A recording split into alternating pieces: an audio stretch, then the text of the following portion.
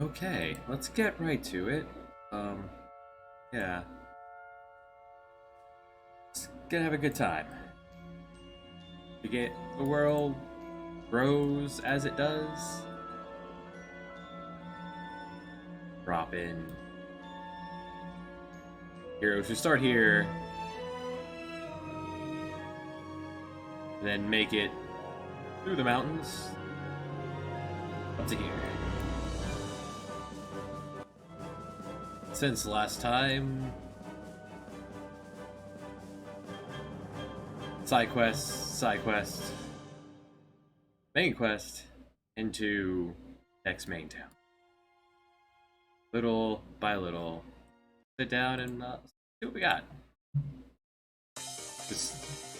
There's three things I need to do to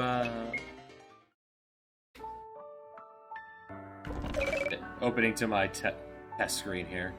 Print out.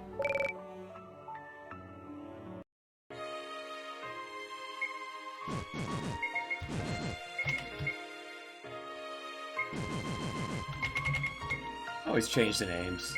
Make sure I didn't mess up the strings there.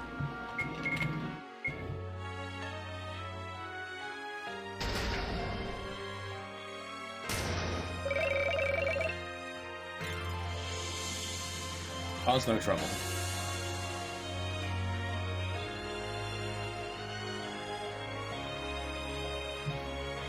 Okay, good. Cursor is enabled.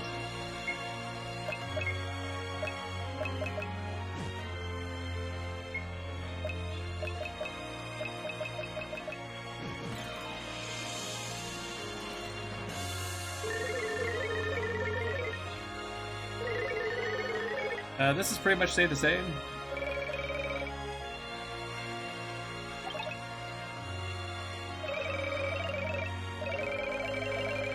Pick your starting class.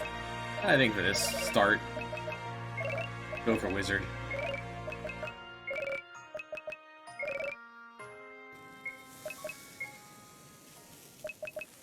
Wizards get an innate 10% more magic attack. You'll get access to other classes as we go along.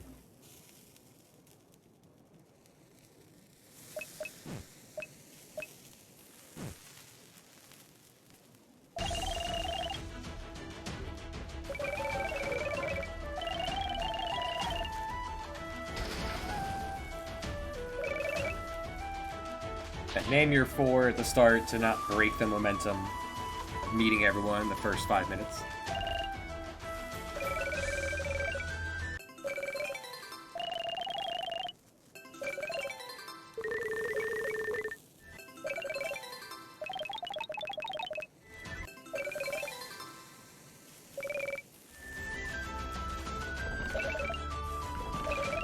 Balancing changes as we go along. Meat's now 25%, up from 10? Meat's the strongest of the non-cooked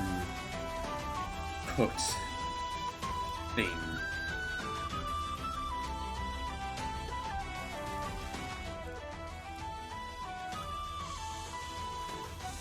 Oh, I did actually set it up so that I don't need to have the game in focus to keep playing. I did fix that. This is just gonna be here for testing purposes.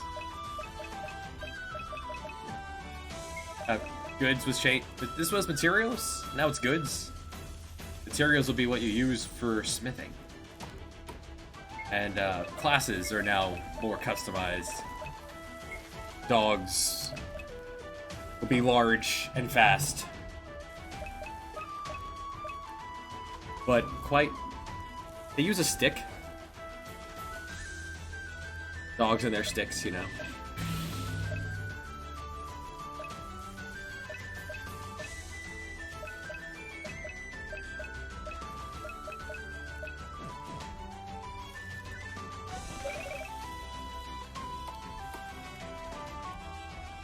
Some flavor text and more jerky around.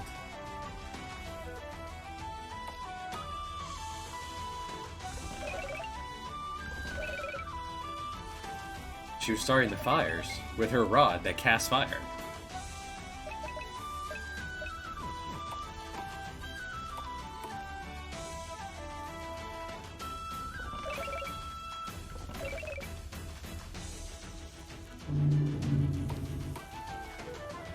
So far, I'm liking this engine. It's taken some getting used to. Like, I'm gonna want to redo a lot of this map. This was the first map I made.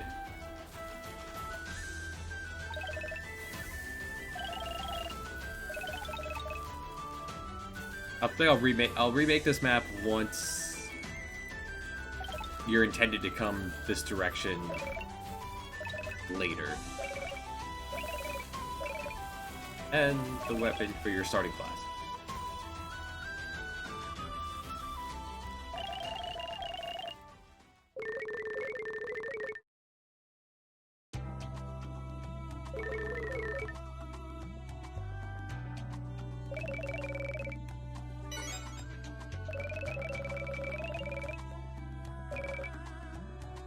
Stepping here does not enable save. You have to just push a button. Encourage not to have to go out of your way for that. And as he says, yeah, he. Reminder: I did make sure this battle was doable in case you forgot to put your pants on.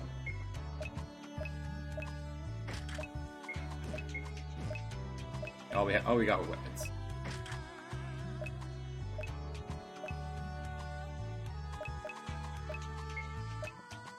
You could... Hey, BTV. Morning. That's not set up yet properly, but we'll get to that once Locksley's recruitable, then we'll actually go through and adjust him and his class. But I gave everyone a starting class. Turns out they're actually not going to start with their limit. Instead, the tier 2 weapons, the common ones, the iron that most places are going to sell, that you then turn into steel with coal, turn into other thing. Still up in the air if you're gonna upgrade iron directly into the fancy stuff with like gems, or if you're gonna upgrade to steel and then upgrade that. But the point is I want iron to still be the base equipment. So the base cost will still be getting iron. And iron's where everyone's gonna learn their limit.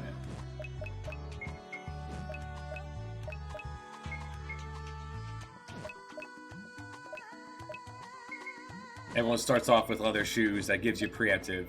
So you'll be wearing that for a while, and then by the time you don't need it anymore, you'll probably be wearing other things, like your wizard here, your time mage. Once she hits level 6, you'll probably want to slap that on. And I decided that was the right change. Let you have it while you're wearing it. It'll stay permanent once they've learned it.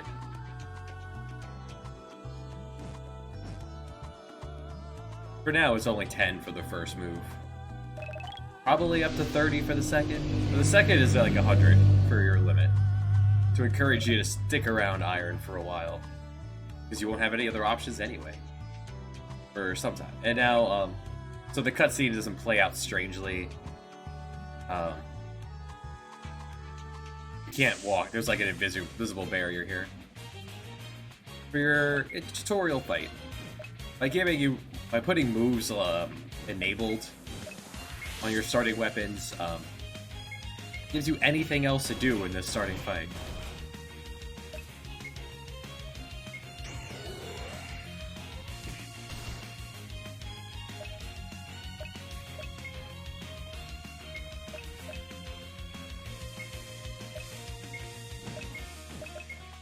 So your wizard class can actually use these effectively. He can swing a basic blaze attack, or he can spend mana to do... This blaze is half damage of what this is. And I did not set that up properly. Because I have yet to actually use the wizard class on a test through. Slap a charge on that. charge time on that.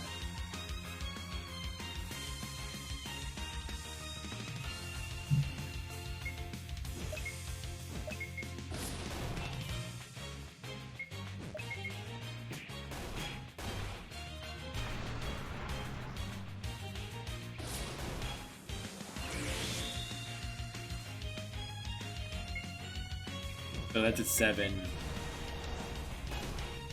That only did 5. Interesting.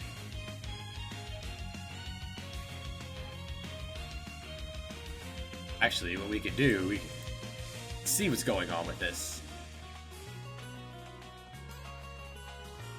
With the damage calculator that has been put together.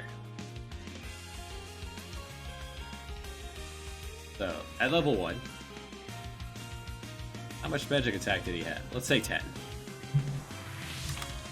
I think he had 12, actually. And Blaze is a power of 8. So the other Blaze... Find it. Spell Blaze is... here, 4.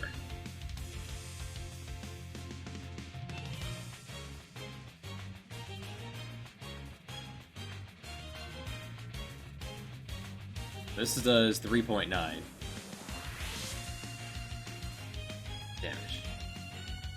If I cut that to 4...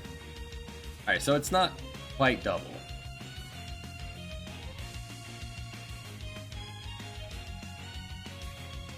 Still more. And the basic Blaze won't be comparable for long.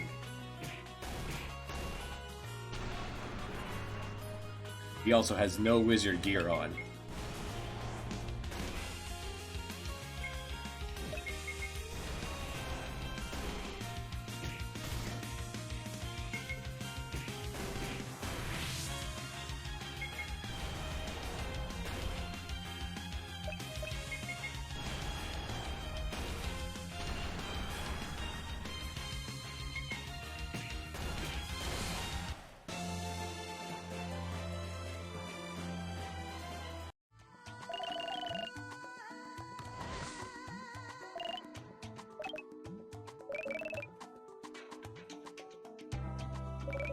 The scene no longer runs super strangely when, Actually, that is running weird. Why did you stop moving? Hold on.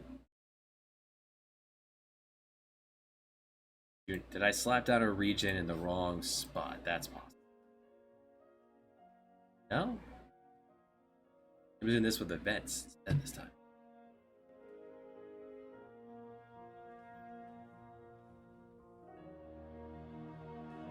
This wizard that didn't move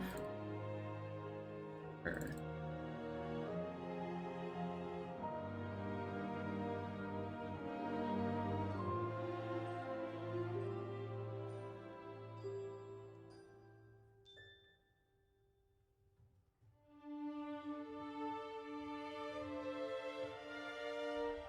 I don't want you two skipping. Hold on. I think that might just fix it right there. It's going to, what's happening is it's immediately bumping into the person in front of them, and then they're not moving.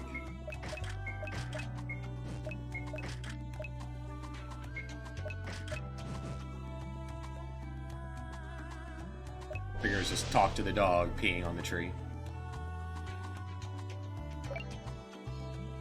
Want to make sure standing here. Right here is probably the biggest chance of the scene, next scene breaking.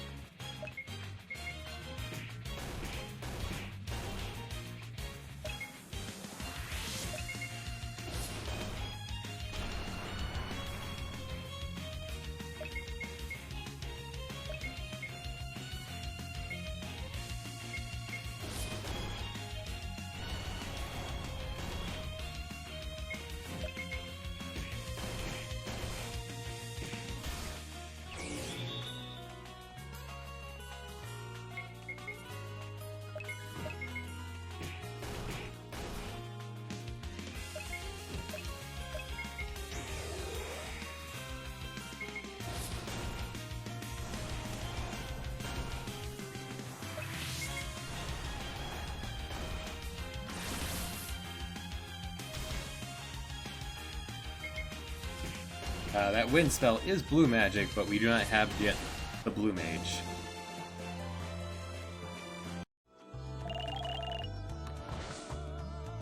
And I've upgraded the blue mage to a frontline fighter because if the enemy never targets the blue mage, well, things never happen. Yeah, that fixed it. In order to get them to walk in a line, I kind of had them bumping up into each other by asking them to skip that. If they can't immediately move, then they stay back here.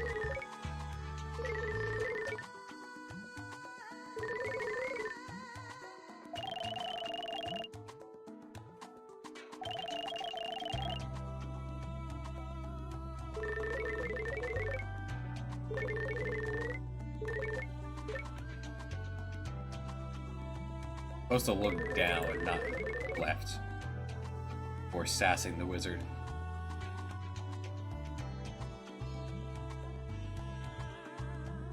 Okay, so that's what's going on. He was trying to walk, but Dawson is very much in his face.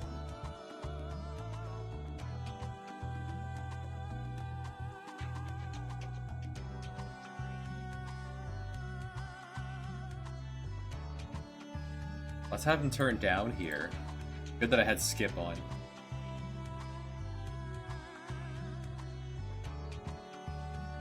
Just move this whole line up.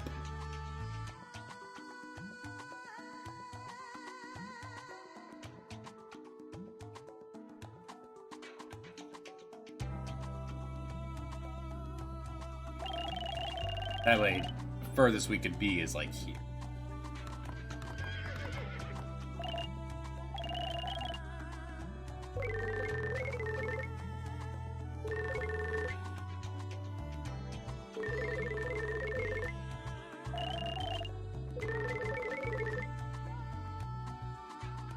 This choice will lead to you deciding which of these you get to recruit later, the knight or the wizard. Doesn't matter for now.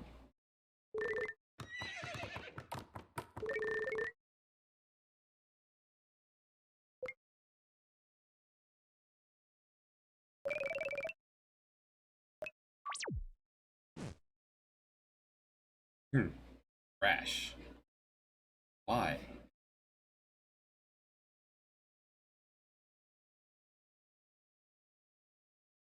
Did I change where this was going to send you?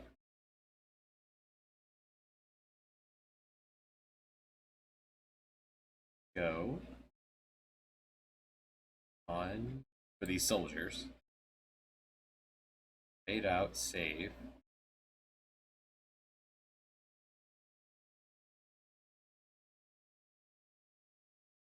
It didn't play that. Where did I should have looked at the crash log. Let's see if it'll pop again.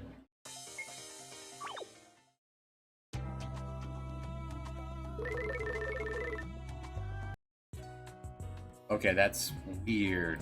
Why did it play?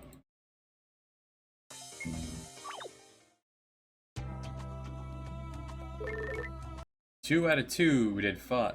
2 out of 3 were fine. Alright, hold on. Do this fight one more time and...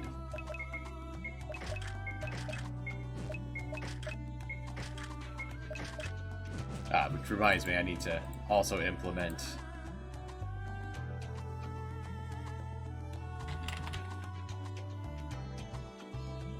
this thing, and I also need to add in,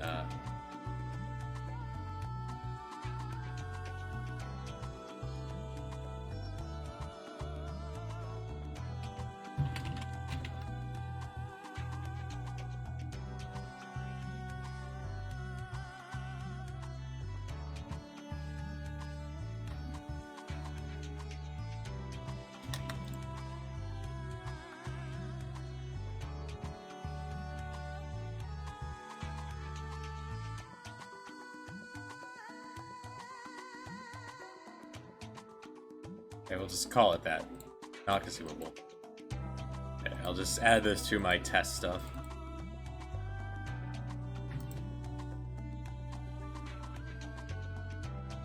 This way, I will be able to just delete encounters while testing.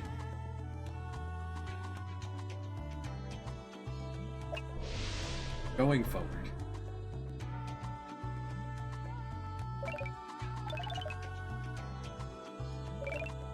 There, now that it's there. So the farthest I could be is this way.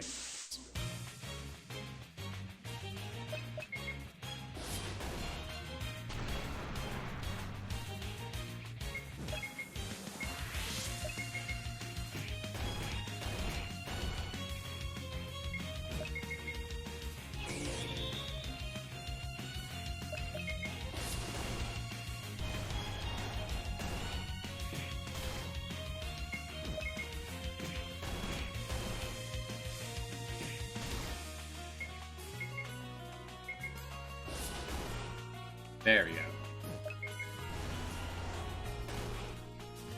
Clubs can stun.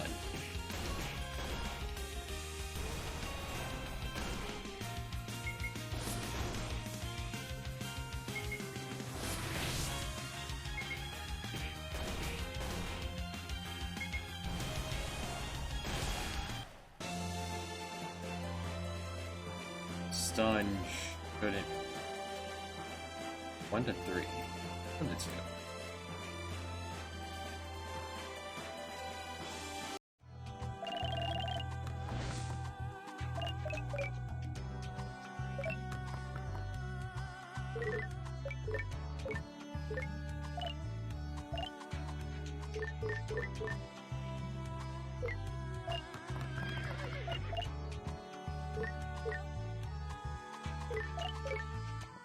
I chose Jacobus.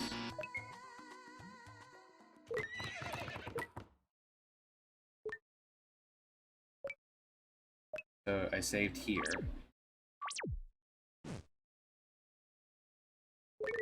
No crash. Weird. Alright, whatever.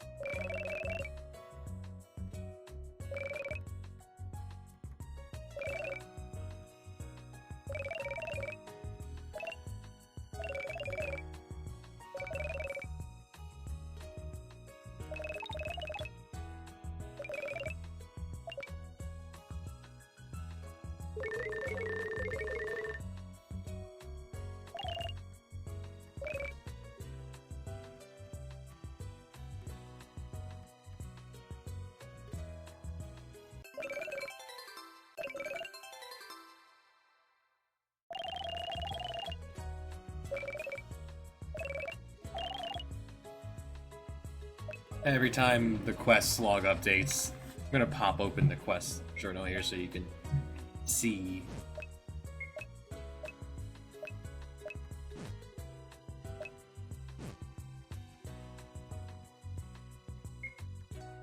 The team for the next 30 minutes, 20 minutes. Depends on how long it takes. How many of the side quests you do.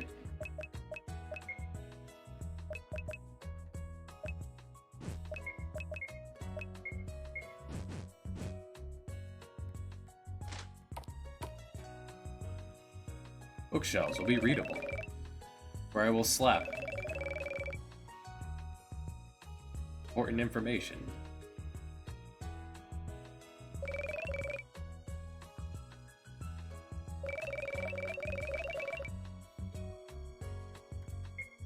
That updated it.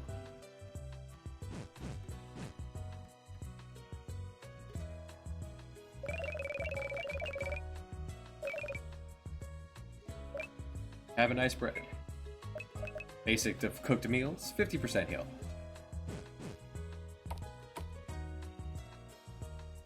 This man will remember where he was chasing you.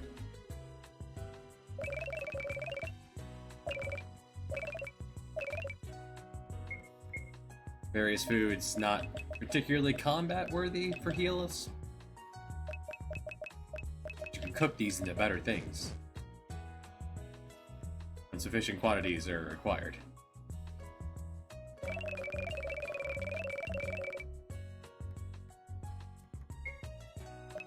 First side quest.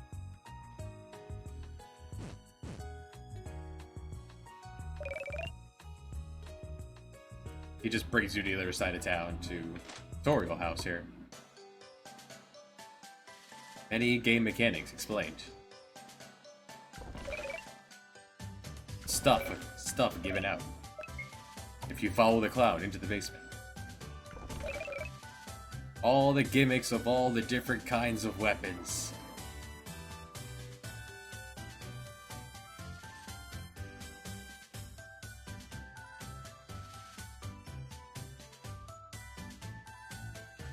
I have many ideas. I will implement them all. There will be enough characters to use them all. Testing to see if I could do that. I can. Make an enemy just pop out of a box. Explanations on all the icons. All the stats. Huh. This ladder is now being strange. Let's fix that.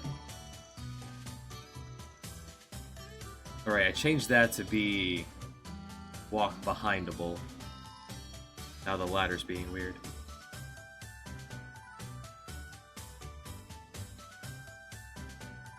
What if I just do it as a doodad then?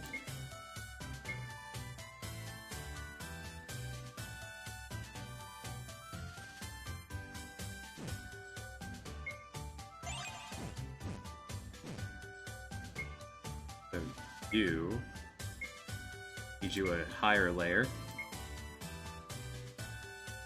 Addition. Just be cosmetic, but it works underneath, so I'm not worried about that. I'm actually liking the doodad system a lot more than I thought I would. Seemed tedious, but it's... Oh, no, that's not working yet. We have to be on top of that.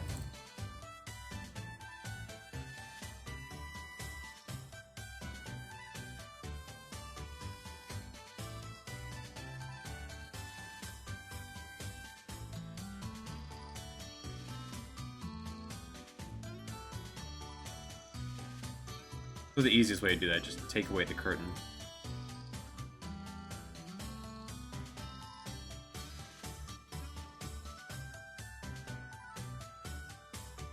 This is the only one with a curtain there. There you go. I'll fix that. There. Now that doodad's actually messing things up.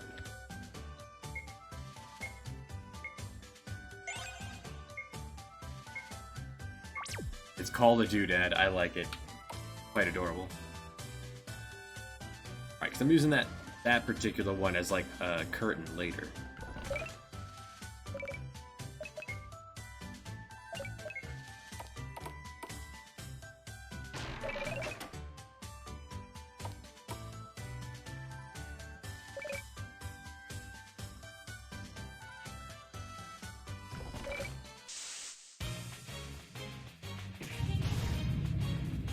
And this, put your cursor over it. You see what the state does.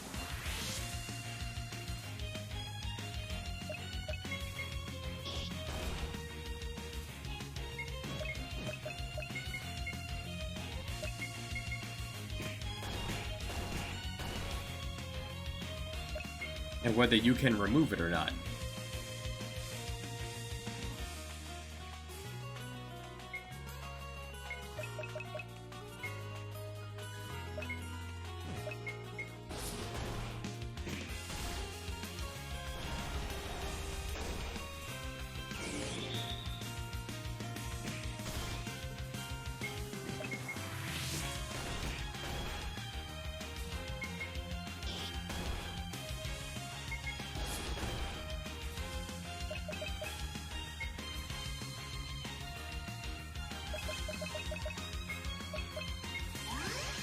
Here, have an ice bread.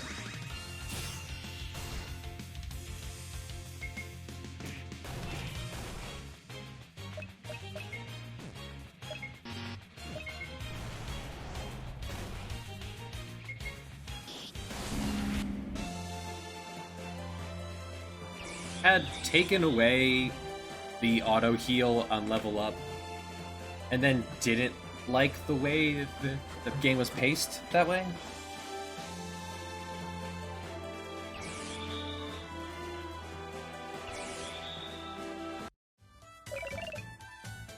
So, put it back.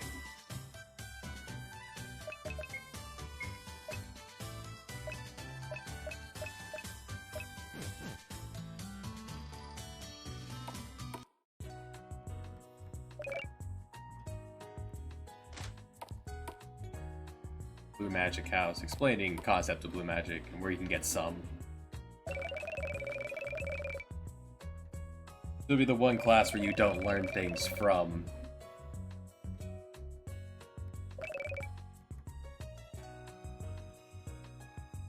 You don't learn battle skills from equipment.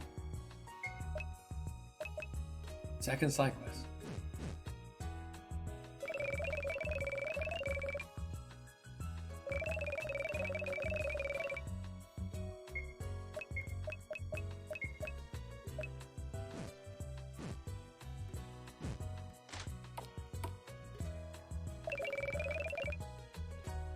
Defending heals tiny bit.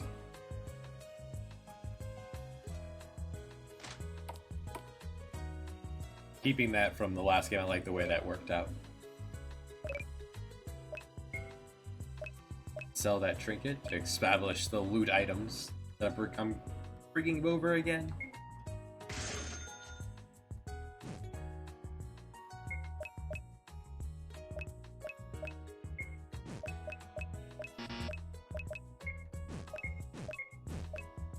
Food has terrible resale value.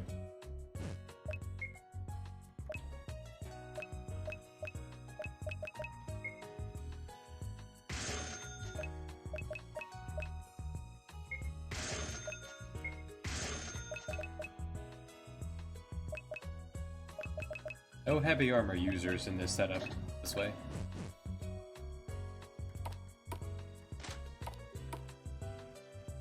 Picking a wizard would be the only reason you'd want to buy a weapon off the bat.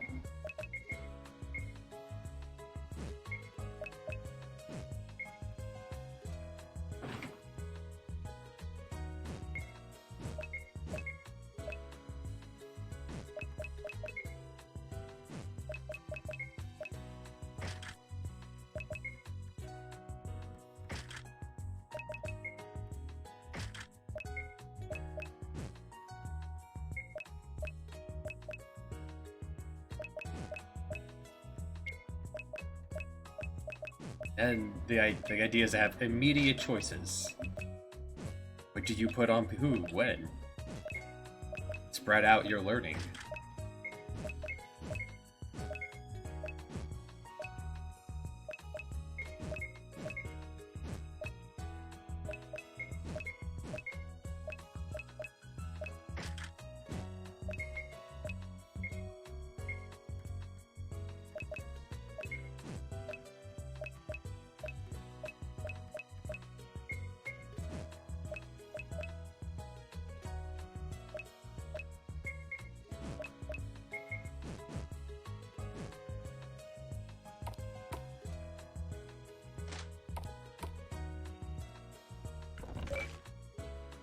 Because food is percentage based, it's relatively costly.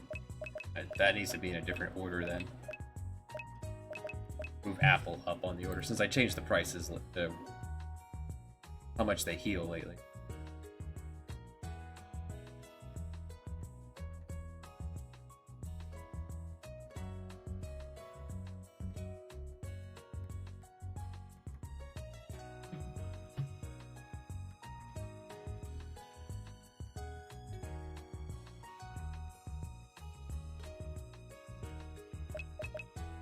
Just so it's in healing order.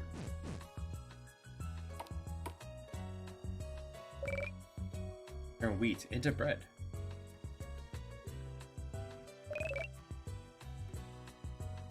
How Atoll? It's going well. I'm really liking this new system. Very powerful. It's going to allow me to make the Suikoden of my fantasy.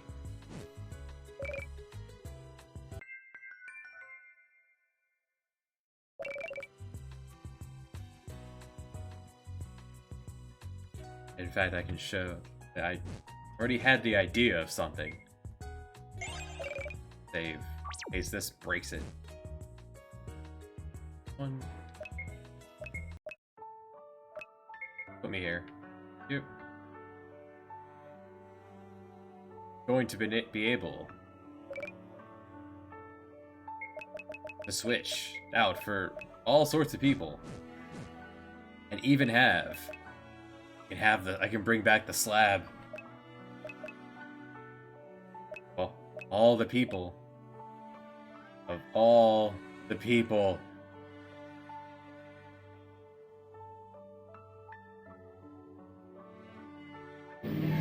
Ah, yes, I have many thousands of hours in MV, and so just learning the quirks of this, and learning the quirks of dang all, and the quirks of all the data to keep in mind.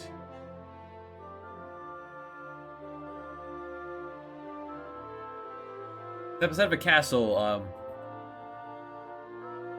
castle, it's going to be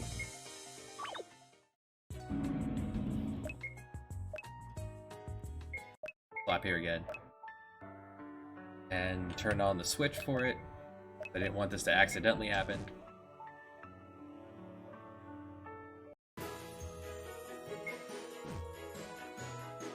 It'll be on the boat. Your first main quest is it gets you a boat, and then from there you can populate it with many, many people.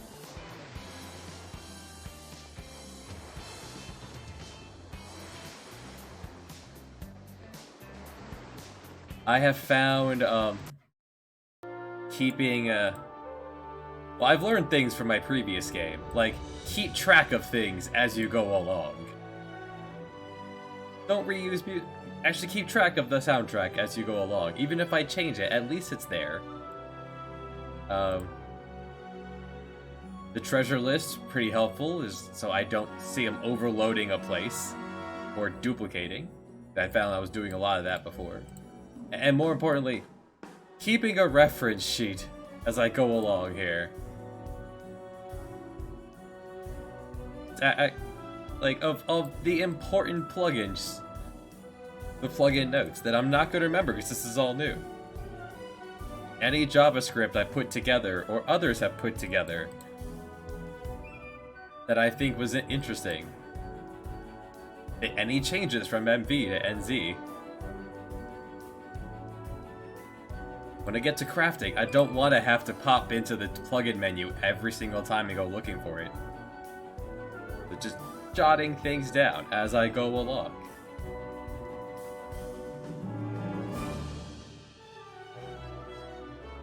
And I found towards the end of my last game I made, I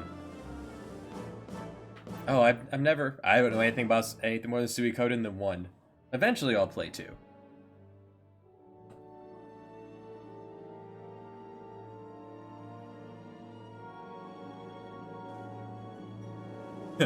I found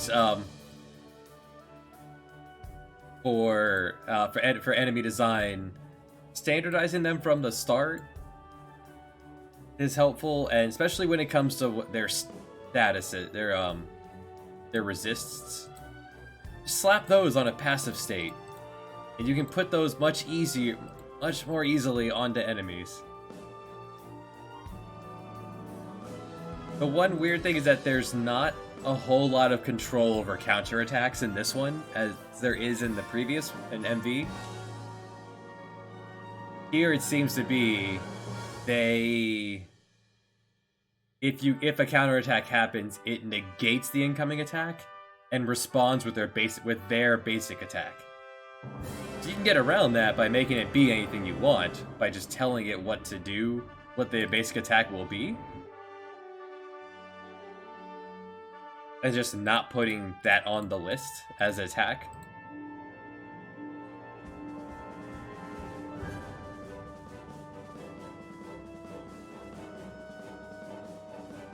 But still, It's not ideal yet, but we'll see. We'll see how this works out. Maybe I'll find another way, an even deeper way around it.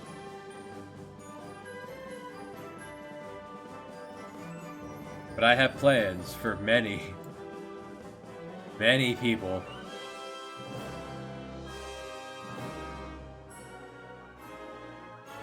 I have drawn out the boat, though. Maybe I can find that.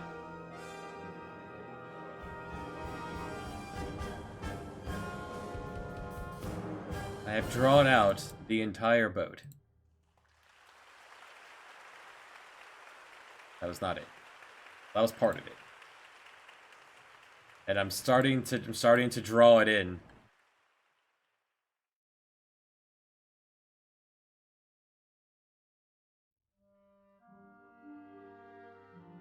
Oh no, I'm going all out.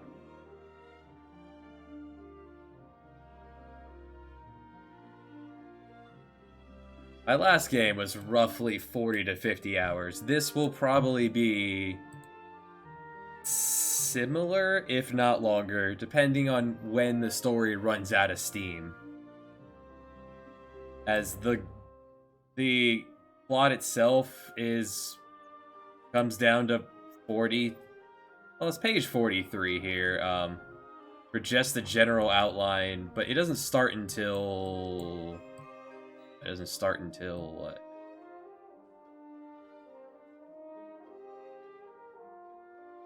There. So, 17 of 4... From 17 to 43 is just all the story.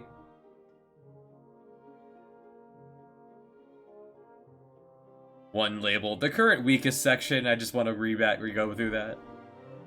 The Google dropdown is actually fantastic.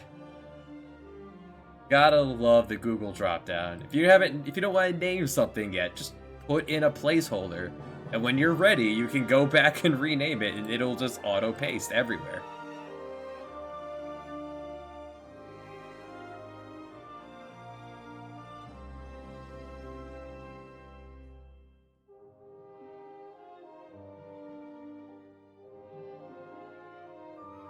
The amount of papers that were scattered throughout my house. Pantsing your way through. The amount of times the amount of papers taped to my wall and pinned to the wall all over my house as I was planning out where people were, what was going on, what the bad guys were doing at the time.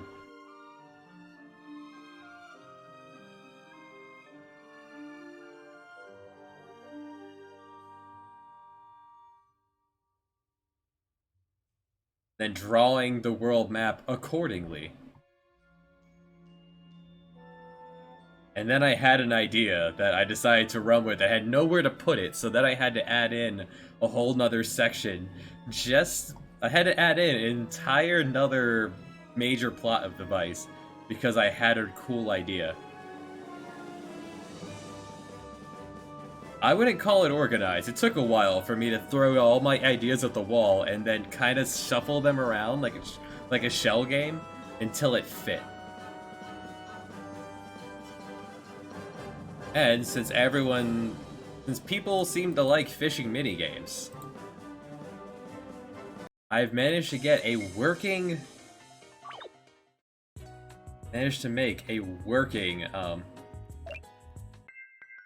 fishing minigame. Since food restores your health and can be crafted into better things, fish restores your MP. Yeah, this is pretty much exactly what I did. So one of our first side quest. Head on down here. Bring this fishing pole.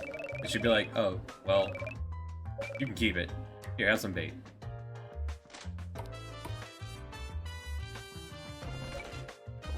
A lot of powerful things will be reined in by keeping inventory cap at 20. So you can only hold 20 of any item. That'll encourage you to bring different kinds of consumables. Go fishing. Go fishing, you got 5. Yeah. Then you just wait, listening to smooth jazz. And then there's a fake QTE here. And then it randomly pulls from the pool that I have decided ahead of time of what you can get out of this lake. That was the weakest MP recovery at fish. But you get the most powerful things out of fishing. Out of combining fish and food together. Eventually. If you miss the QTE, it just circles around for you to do it again. This does two things.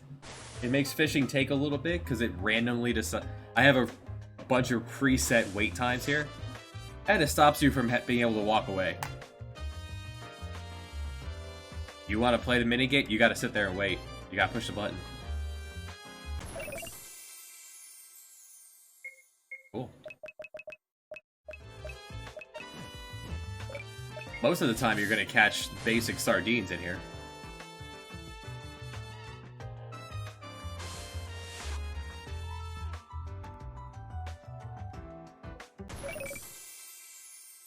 Crap.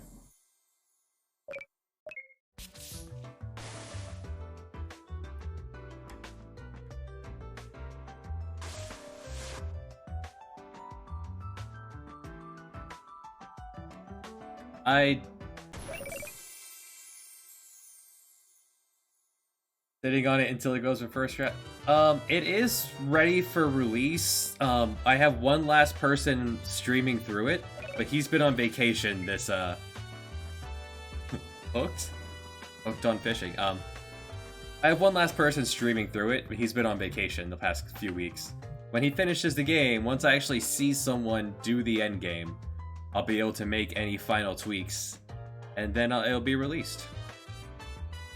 Although with how well this is going, I kind of feel bad about I feel a little bad about some of the mechanics in that one, and how much stronger they are here. But for what it was, it's not a bad game. And it's going to be free, so...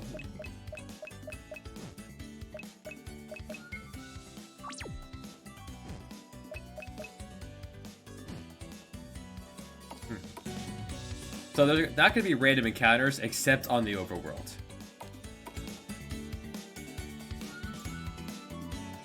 So this enemy will get the point across to the player. This is how random encounters will work for most of the game.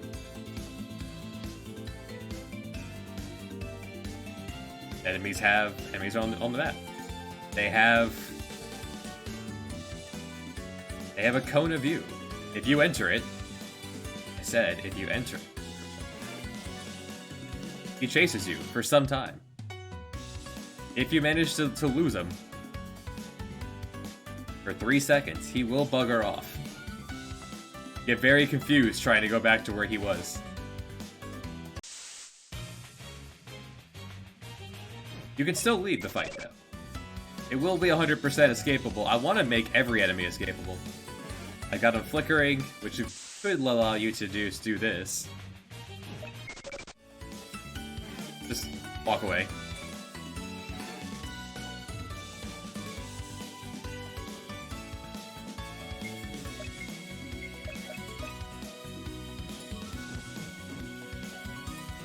That doesn't mean that enemy encounters will be placed. Hey you. It does pull from a random. It does pull from a pool of possible encounters.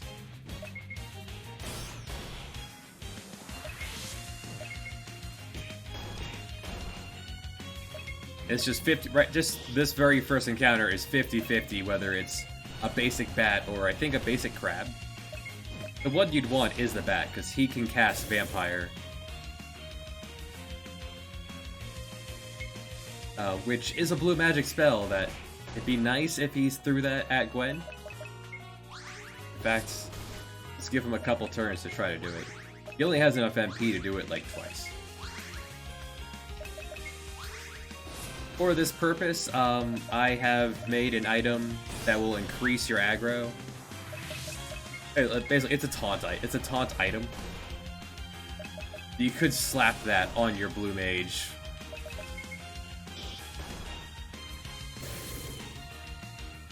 With Elena in the party, she is supposed to be the main focus, being the only one with health at this point.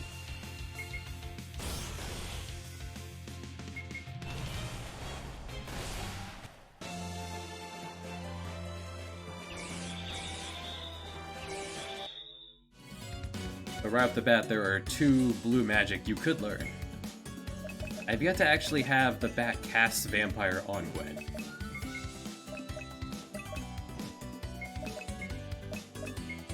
Each level gives you another passive point you can use to equip the skills you are learning from equipment. I've never played Final Fantasy IX, but I like the idea of it. This guy shows some enemies actually run away. They want nothing to do with you.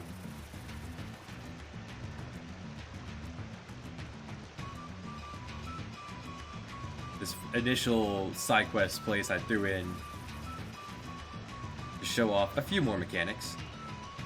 The water's weird right there. Yeah, I'm okay with that. I'm okay with that. That's how the water's getting downstairs. Yeah, I'm okay with that. I'm gonna try to have because I heard in Chrono Cross you can run from every battle in the game up to the final boss. That sounds neat, so I'm gonna implement that.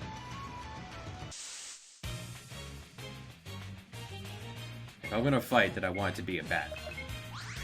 I'd like a chance to get Vampire.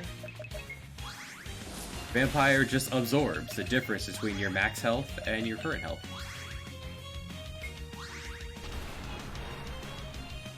That is targeting her, but not what I wanted. Dude, I have not actually made white magic yet, huh? Okay, white magic. Ooh. There.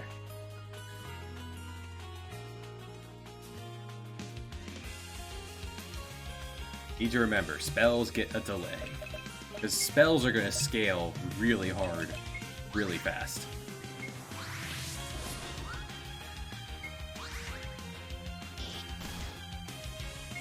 Once my wizard is wearing anything other than basic pants.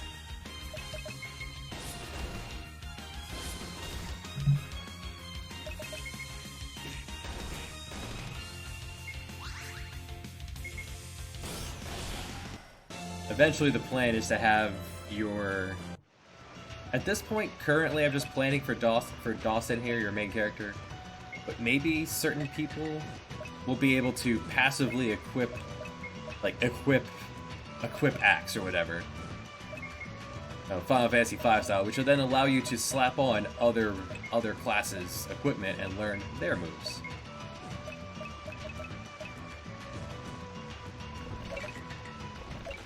Every enemy has a listed enemy for MV. Because I like math and I like numbers, I came up with my own formula for everything. But all the enemies had to have their own because there were no enemy levels in MV.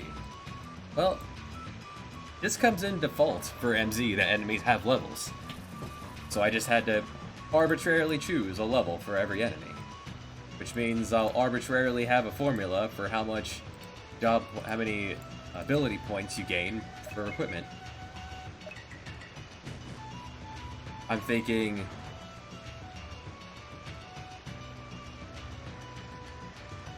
half their level rounded down so far. Why is that transparent?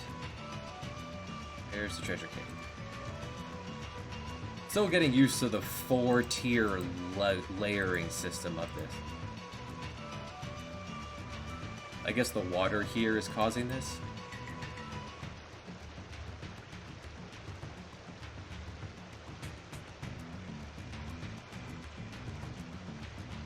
Even though that's a different layer, the bush effect, because I have the bush effect so you can walk in the water.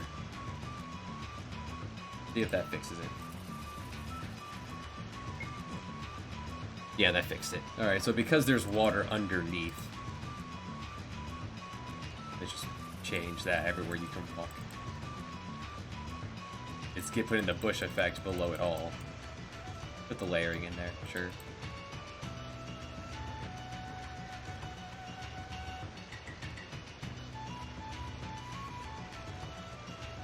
It'll take a bit to get used to the layering system of this.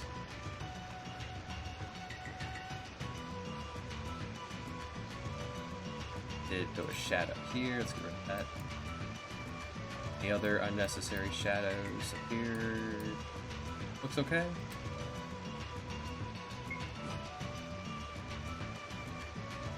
That enemy pops out of a box, but he also doesn't want anything to do with you. Oh, leave me alone. Enemies are respawn when you re-enter a room.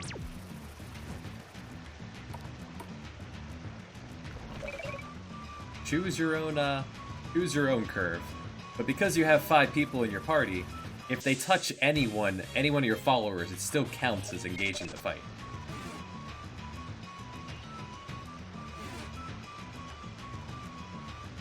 However, I can make it so tiles can block their view of you. So you could just dip behind a rock.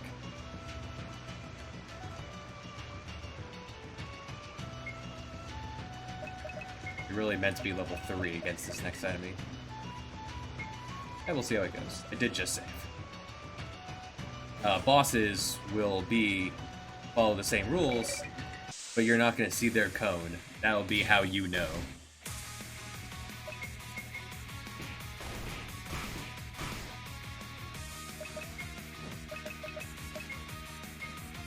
Actually, I have heal this time, so.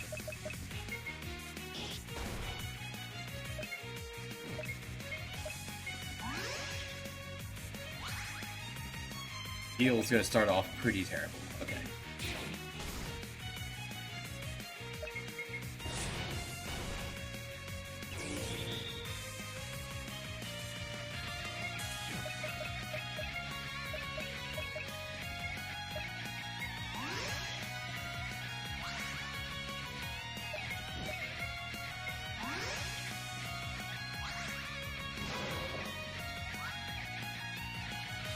Oh, what does that do? You just put your cursor over it. That's what that does. Or you can put it down here instead of having to chase someone down.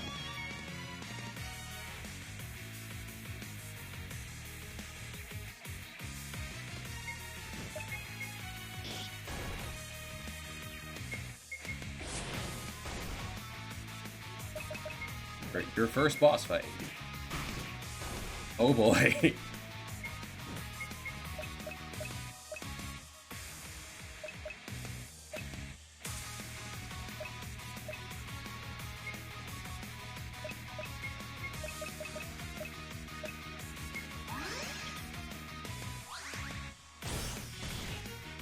Tackled by a bear.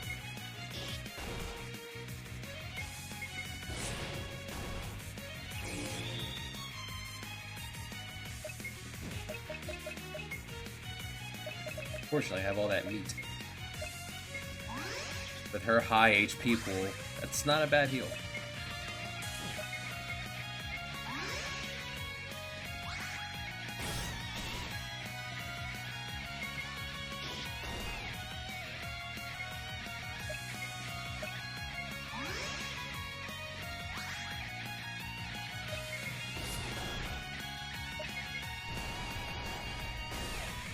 The other weakness is usually going to be like some sort of killer ability. Like Beast Killer would do double damage against this bear. This will just be a random encounter later.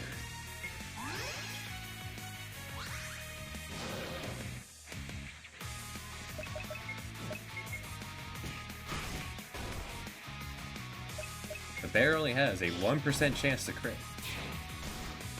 Right? Should only have a 1%. And just 1% chance.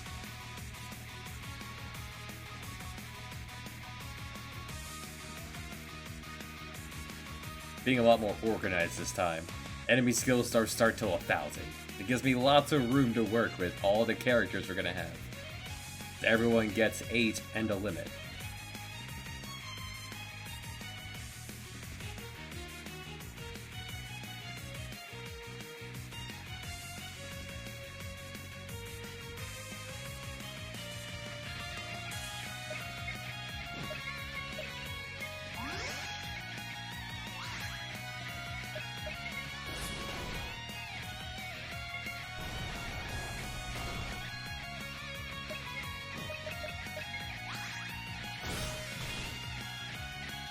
Once you just realize that Elena takes, as your frontline fighter, takes most of the aggro. Defend becomes a good move. Not bleeding, right? Oh, she is bleeding. Alright, in that case. Here, have a bandage.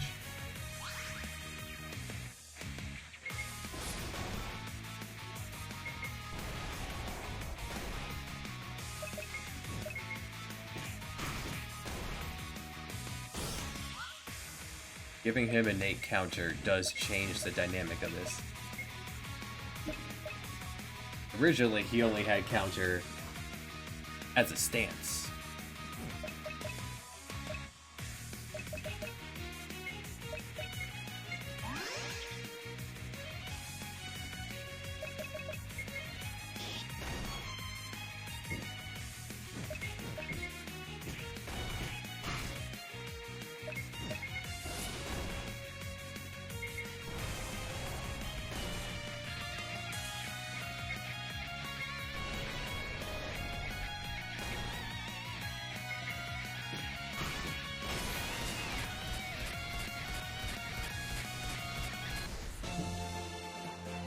Oh, there he is.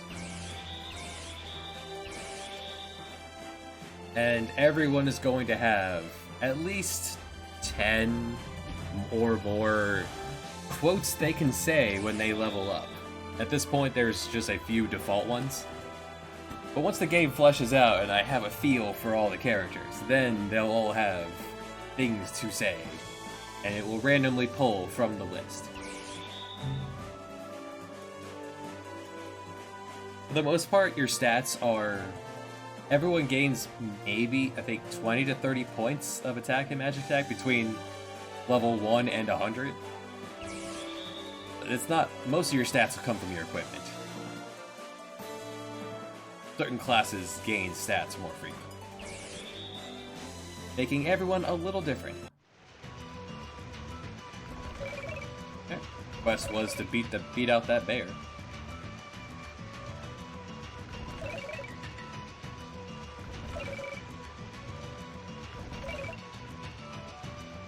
Every enemy in the game has a chance to drop one of these.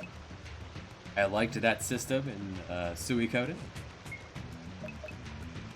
And eventually you'll be able to bring this to a person and find out what it is.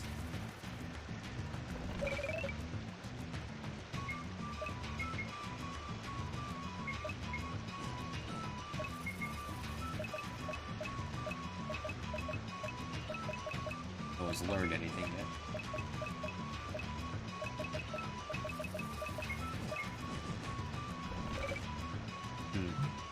Magic changing boxes. I changed the graphic of that. It did not change it here.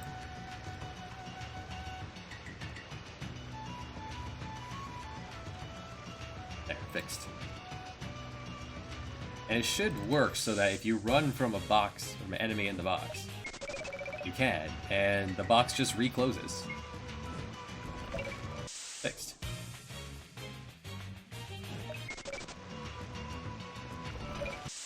You could take advantage of this for crime, to crime an enemy in a box, and then run away.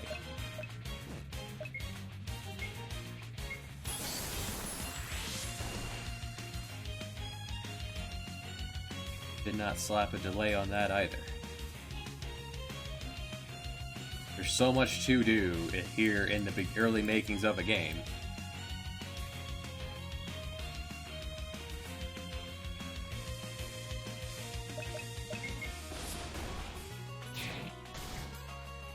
They are going to be weak to lightning and aquatic killer.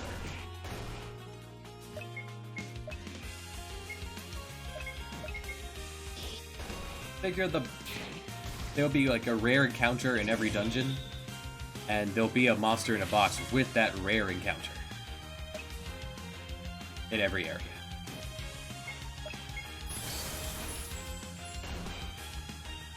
Enemies also charge up for some moves. Could help the player decide. And once you beat an enemy of a type, you instantly get access to the HP bar of all that kind of enemy.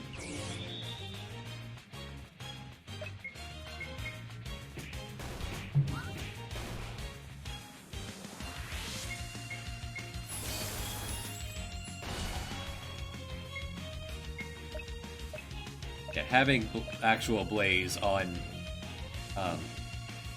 the Black Mage by then would have done a lot of damage to the bear.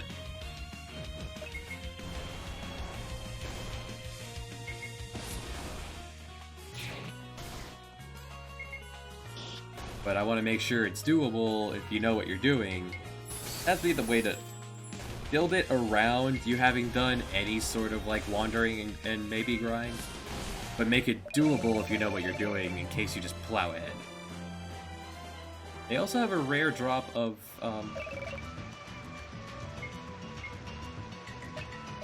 permanent stat-up items.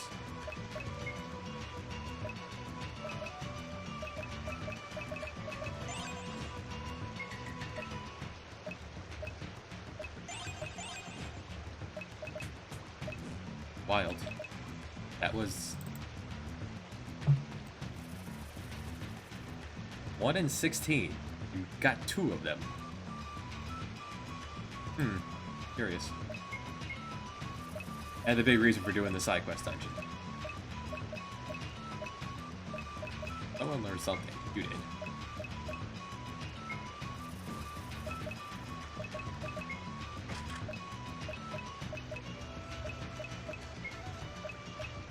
So just a bit more experience in battle. 10%.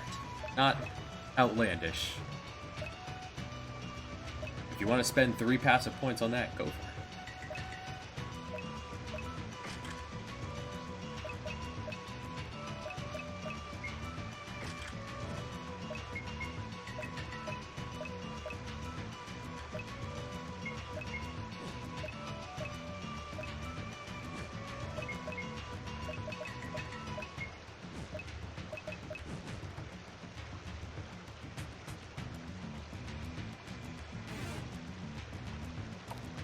Thank you.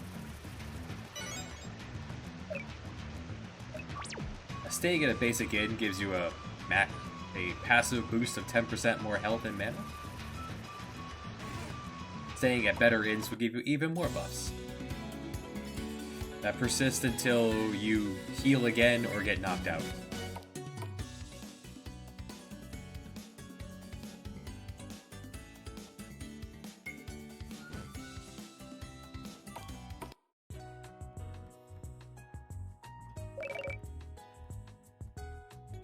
As a reward, the child lets you keep everything you took from his treasure cave. And sell all your loot.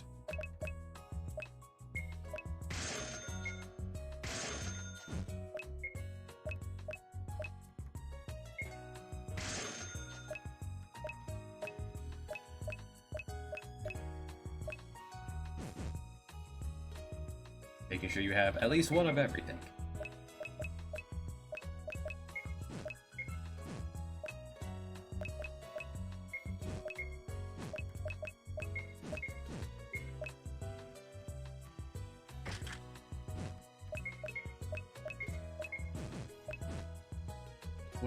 Since I actually have extra wizards in this run.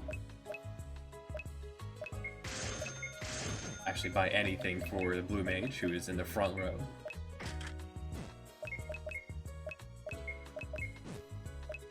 You're not supposed to have this skill yet.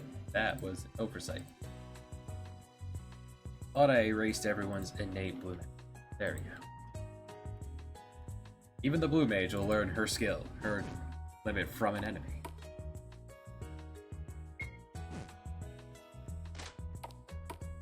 And the quest log, I figure, will tell you the level I expect you expect it to be at going into it.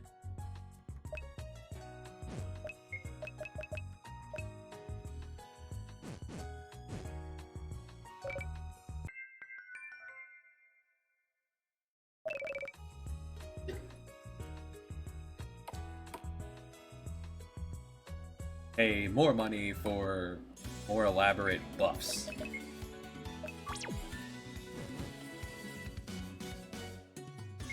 So like Vandus, your Dawson, your main character here, starts off as one of 3 classes. You quickly get access to the other 2. Quickly enough. It's 40 minutes in while expositing. forest area here. Yeah. Pick up 3 logs. Let's slap down some shortcuts.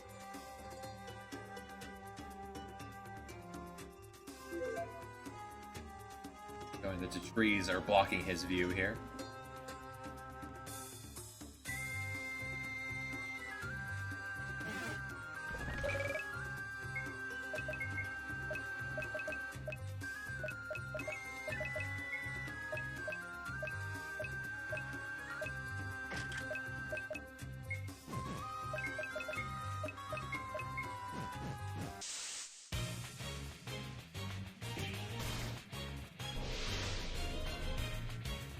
I had made this place first, and then realized that it was a bit intense. So I then made the side quest area to get you up to speed before coming here. And to give you any loot at all.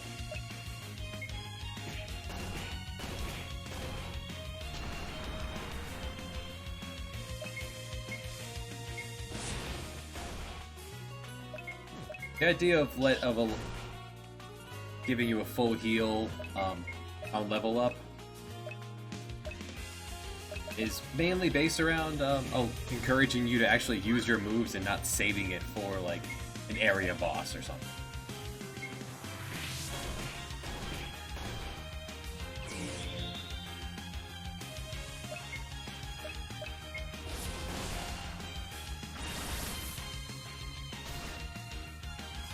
Cool if you spun that at Gwen there, please. Rough.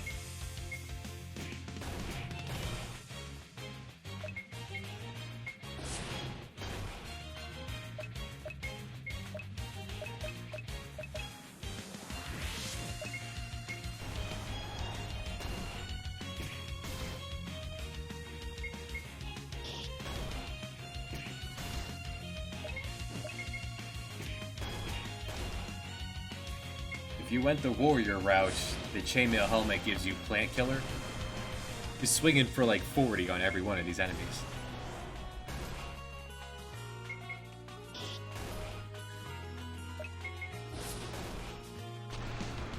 You get revived after battle. You just only gain 50% of the experience you would have gained. All status ailments actually clear after battle. Poison's more of just a downward shrug. The damage gets lessened by how much luck you have.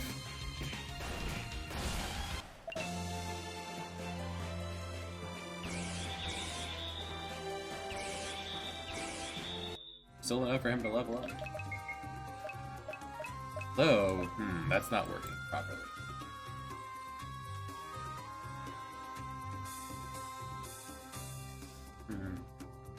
For whatever reason, I guess because it's cleared at the end of battle, it's not working. Guessing the removal is being done before the experience is, you know what, I'm okay with that. We'll go Super Mario RPG style. Your penalty for dying is purely getting, losing that person for the rest of the fight. Who tells you about that? That person, yeah, there you go. They'll get the experience earned. There you go. And one person in the tutorial house mentions that as well.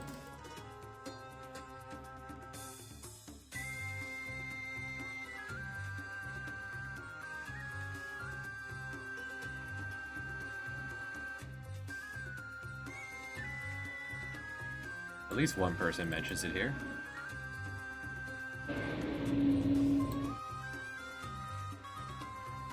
The only downside to the doodad system, it doesn't show up.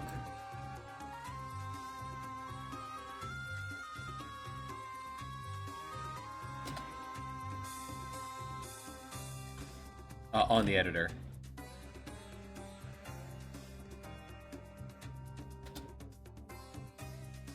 There we go.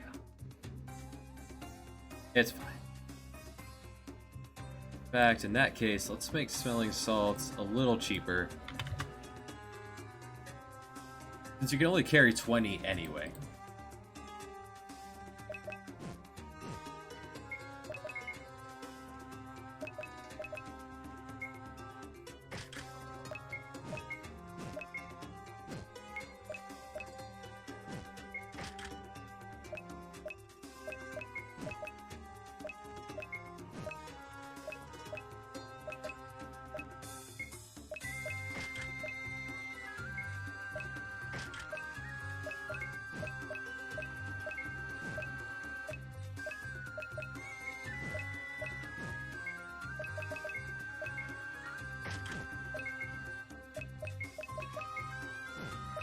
that nice hit of pleasant feelings of learning more skill.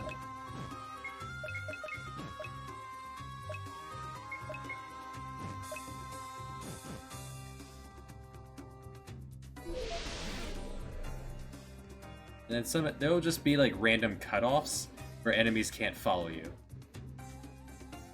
If you manage to get past the magic line that I have drawn in the sand. Doing that with regions, just enemies can't pass this line. Because they don't give up the chase as long as they can see you. Figure that's the fairest way to do it. This guy tells you about 3 logs.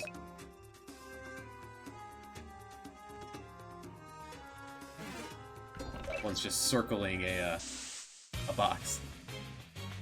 Huh. Roll the big encounter of the area.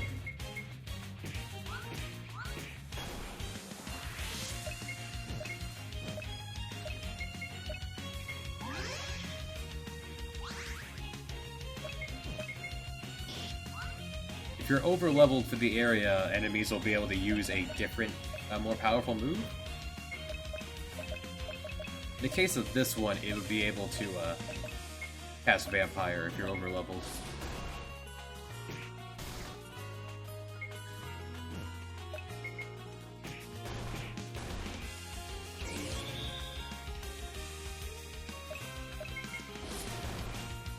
It's very dodgy. Why? You only have 5% dodge, right, Snake?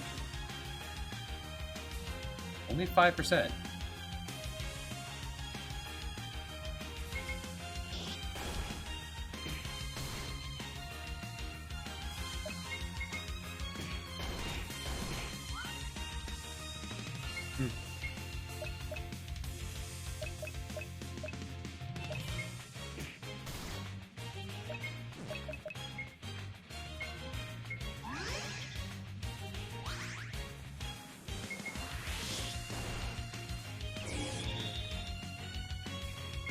And if things are going your way, not going your way, just turn around and leave. You're not locked into this fight. Oh, there goes Robin. Hit by a snake.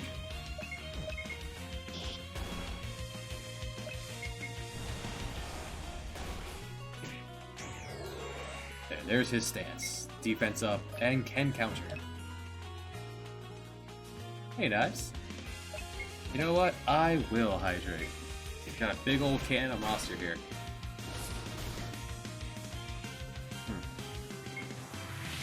Good monster. And if you didn't want to risk a counter, since he hits hard, you could just not attack.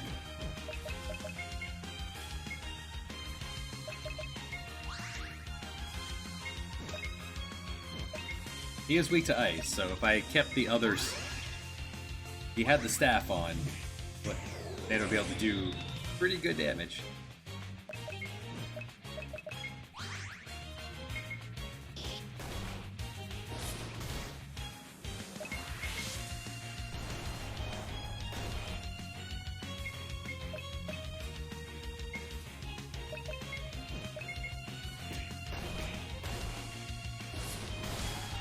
Oh.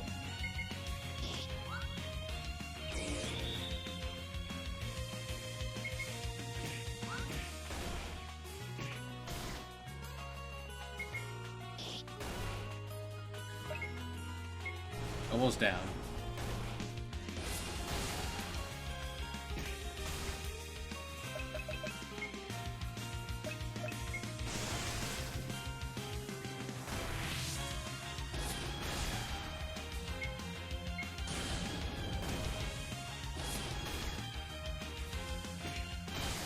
Oh.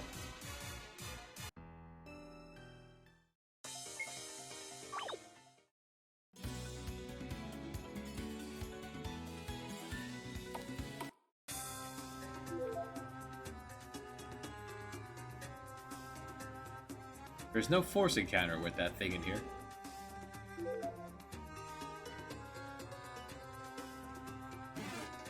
Figure I'll tune that guy once you're at the point where you should be fighting him.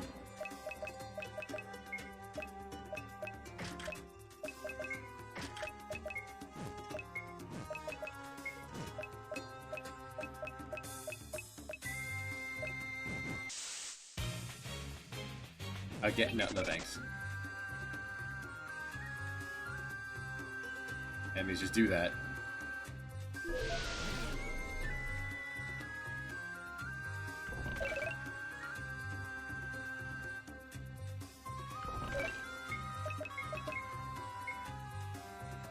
Now that's the limit for the warrior, if you have went that route. For now, it's just a really good sword for equipment. Iron's gonna be a huge upgrade because that's be the basis for pretty much everything.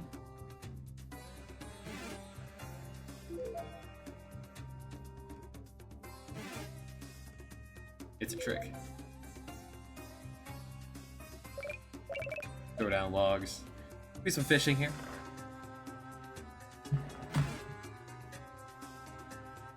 I haven't finished making this fish spot yet. One of you handle that.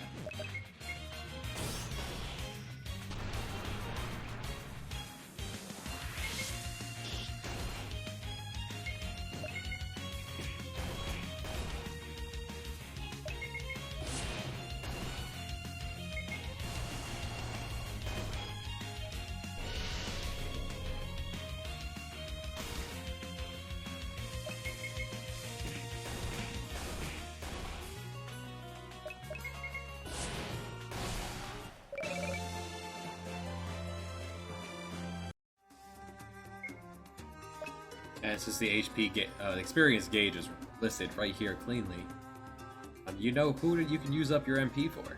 Because they're going to get that back very soon.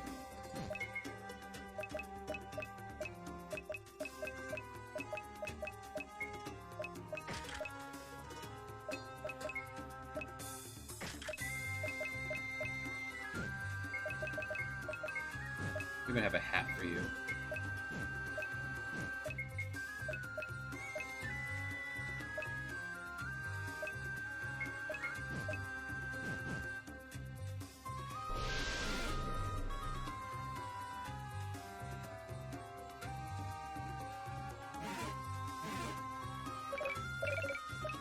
Go down the shortcut for on the way back.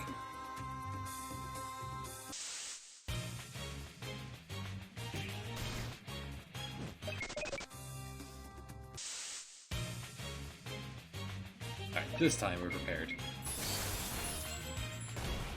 Yeah.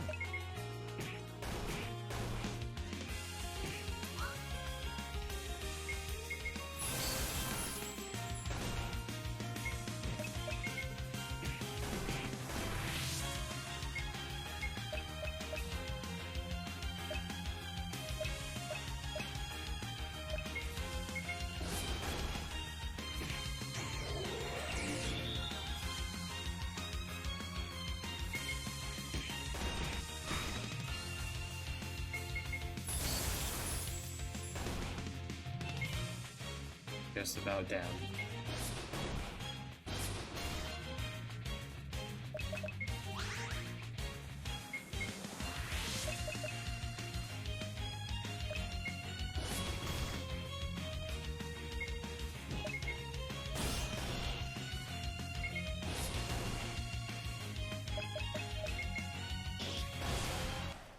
There, much better.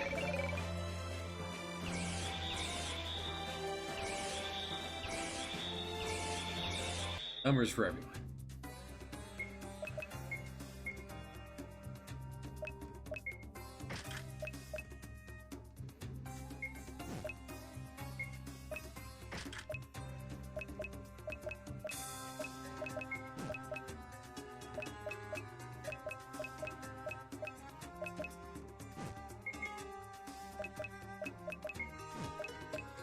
Need more hats. Not enough hats for everyone.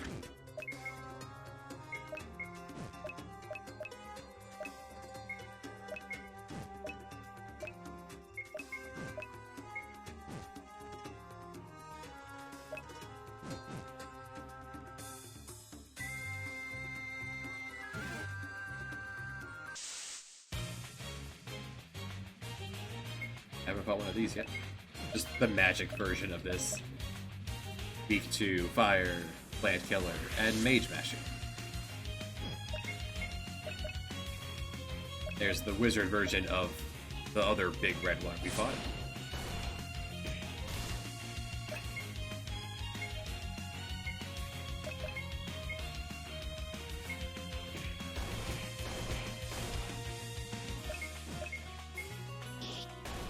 Cannot cast wind, so focus that first.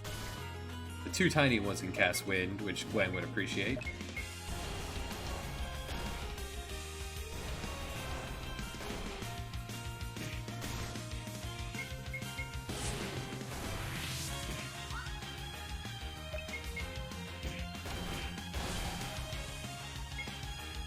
That could be wind.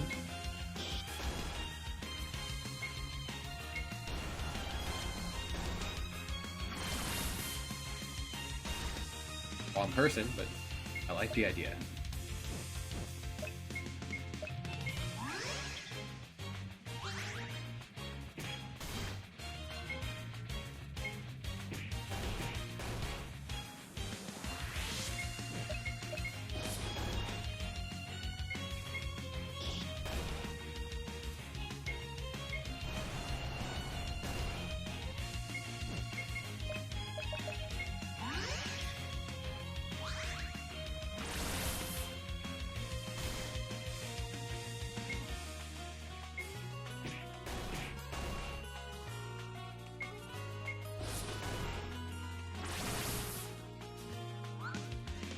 Coming back here with the aggro. The idea is that you learn the moves. If you get lucky, great.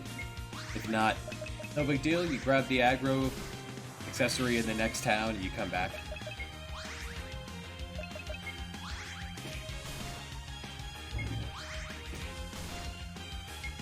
They might be out of mana. Oh no, that one's...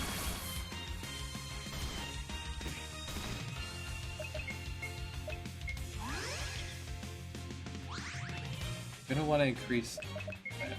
See how much magic attack Dawson has. If he has sufficient magic attack, then I need to boost the power of heal. I want to do like 50, 60.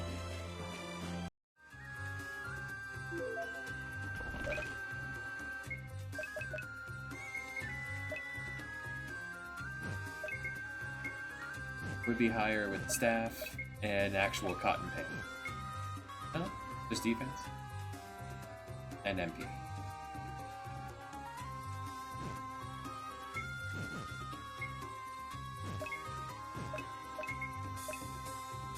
$32.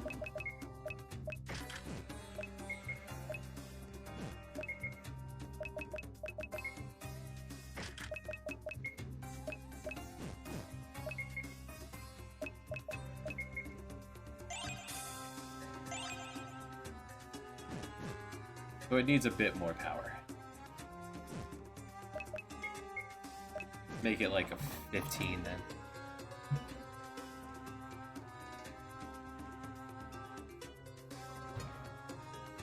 Keep tweaking with the new numbers as we go along.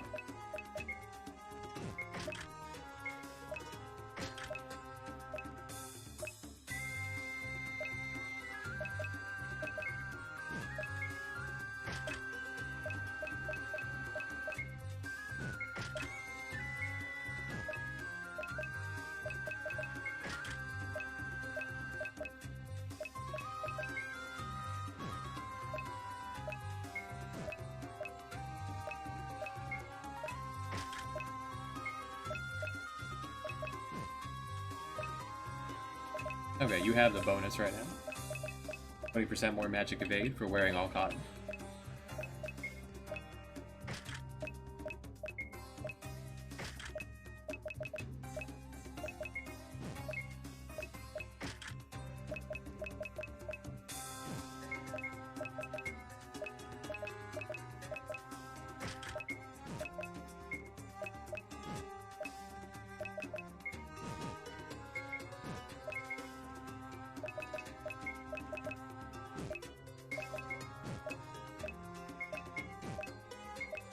later skills will be expensive enough that you won't be learning them every couple battles.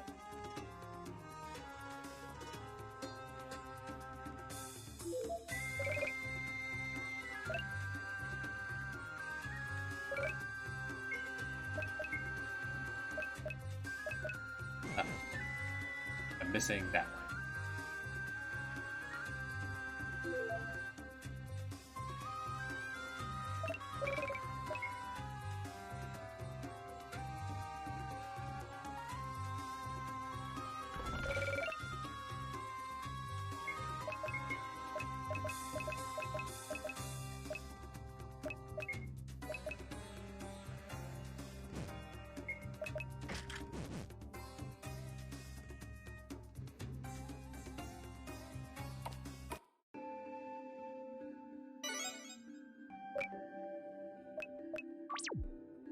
For example,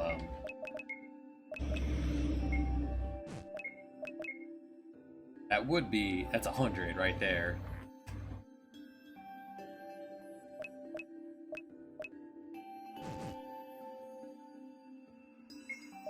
Already slapped 11 onto it. Except for that one child. Oh, hello.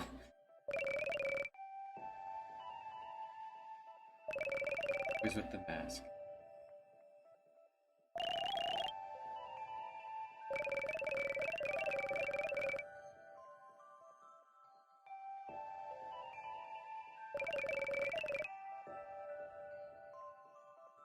Fetch quest? No.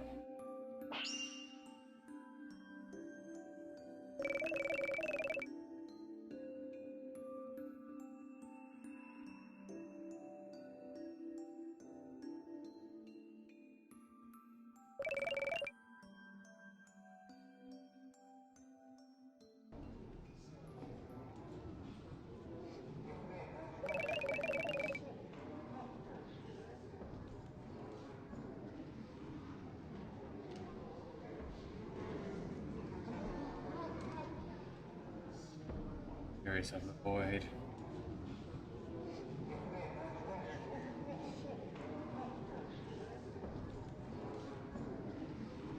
It's into the void, and I'll be right back.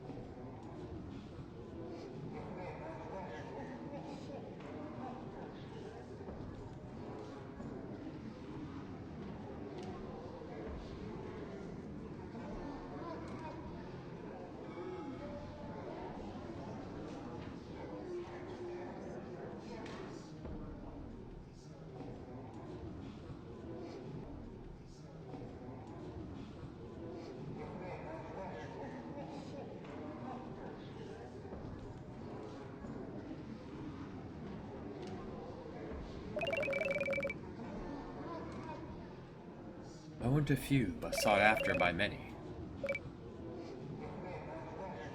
How? Shush!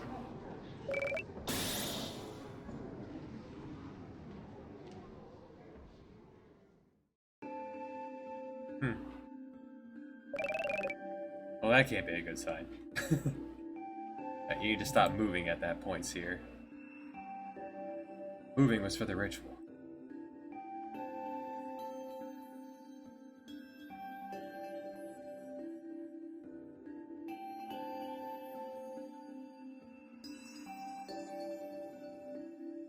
Look into my crystal ball. Crystal ball explodes.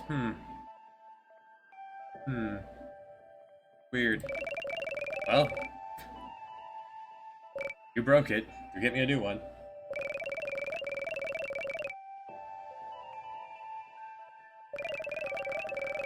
On board the Moonshiner.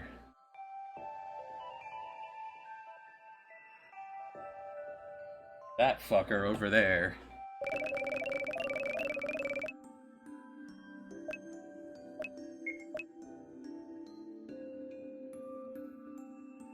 That objective, that line fits if you don't change the,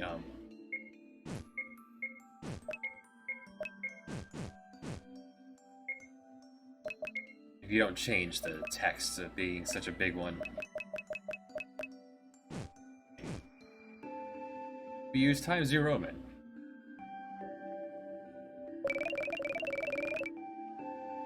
This could look fancy. Kinda like the large font, though.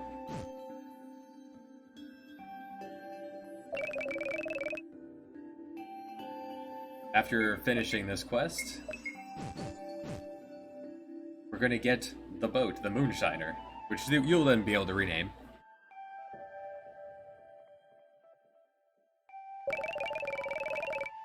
Her Spellblade, her Berserker, and her.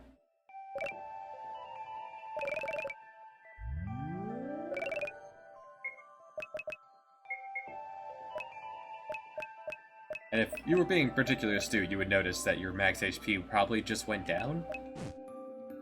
Because this doesn't give you the resting at an in buff.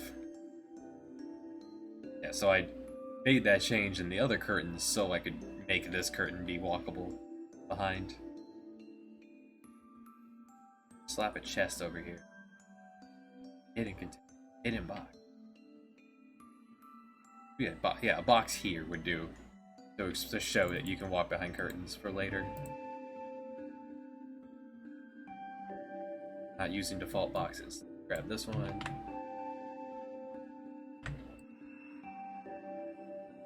This will be... Actually, playing generically so far. What am I short on?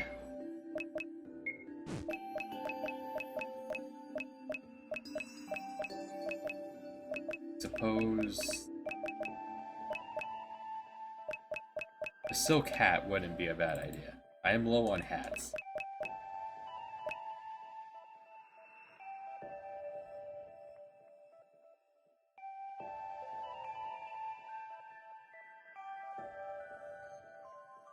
There. And this will automatically pull from whatever this is, and lay it out in dim and centered.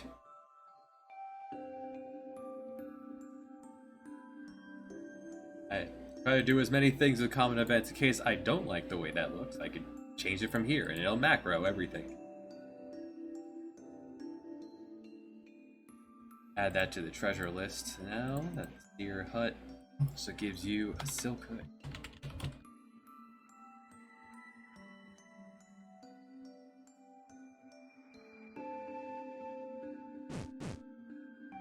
I step out and step back in. Does that...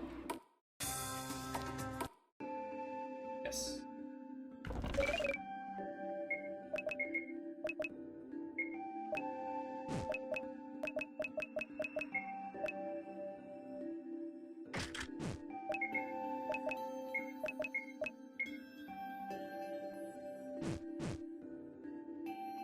Oh, you have enough to wear it all. Okay, cool.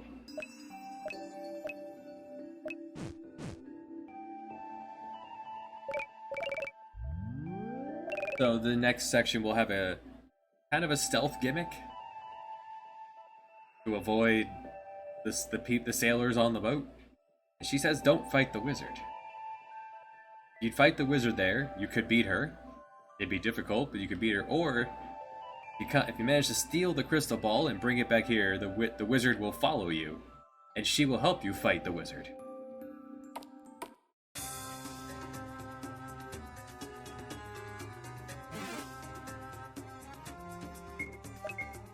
We've expects to be level. Well, it's not a new quest, so organically I would expect it to be like level 5 by now.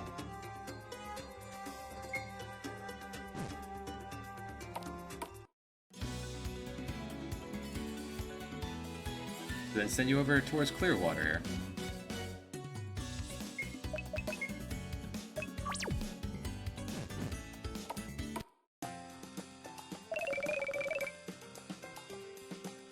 Clearwater, the as yet unfinished town. Your first introduction to the blacksmith, the cook,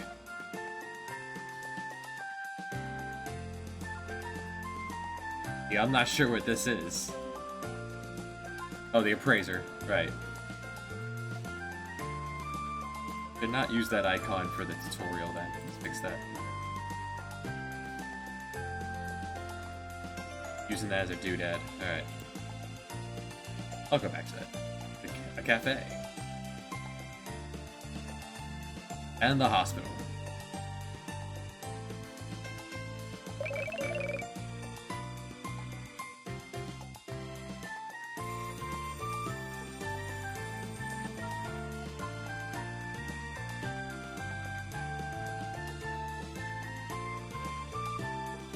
First venture in a long time of making a full-size place.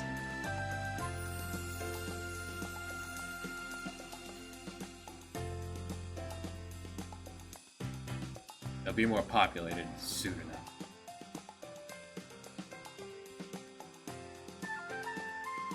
Okay. Let's get to work. Well, actually, before I forget, I want to go jump back to Arborea so I can,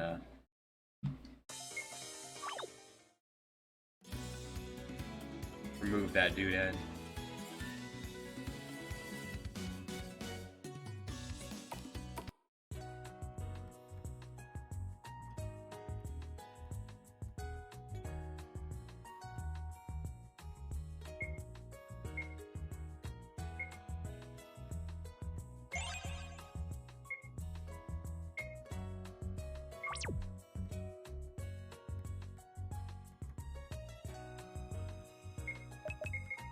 Only 1 point away.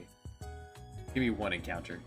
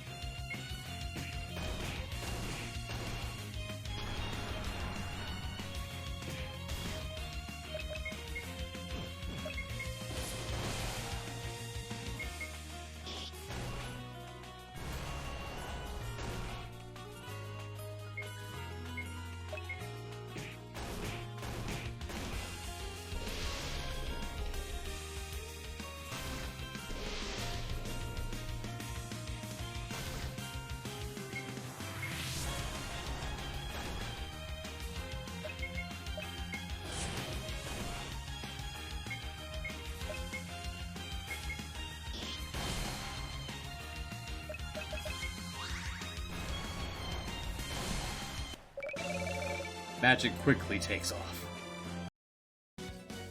There.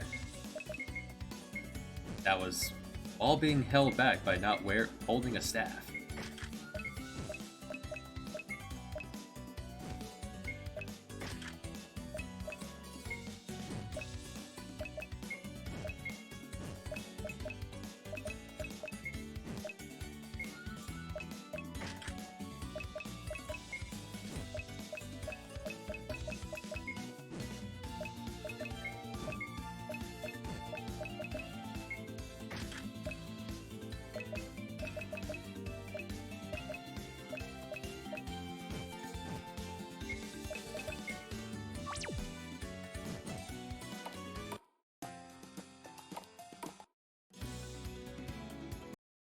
liking that for the overworld theme quite a bit. Alright. Not as good as this one.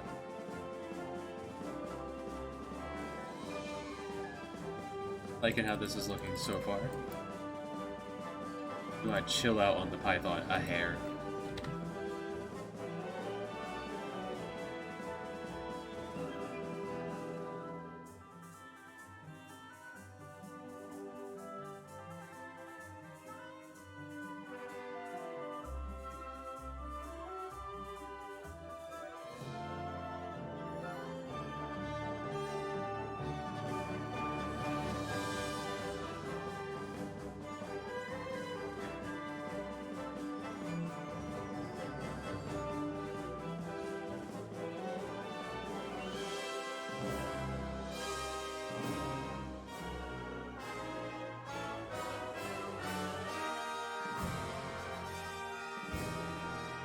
So, where to start?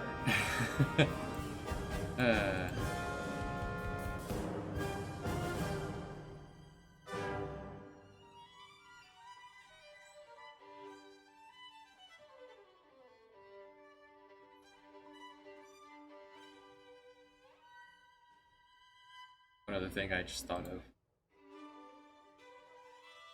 Yeah, we'll come back to that. Yeah, the whole fishing minigame made up of several common events tagged together.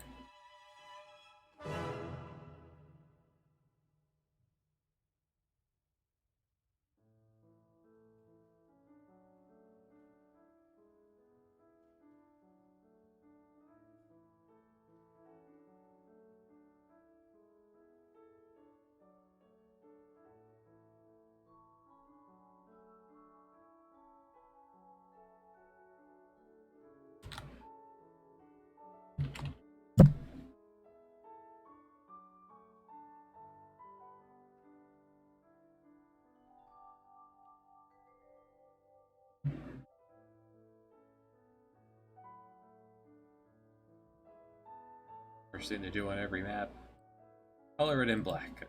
Dang, that's hard on the eyes. Finding myself when doing this for long sessions. Turn on nightlight mode. Make it softer, make everything softer on the eye. Be staring at a screen for a while.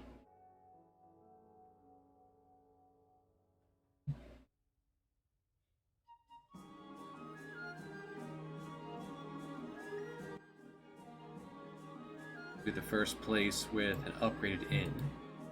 How many layers of inn have I made? Do I want? 3. Basic, upgrade. Even takes less damage.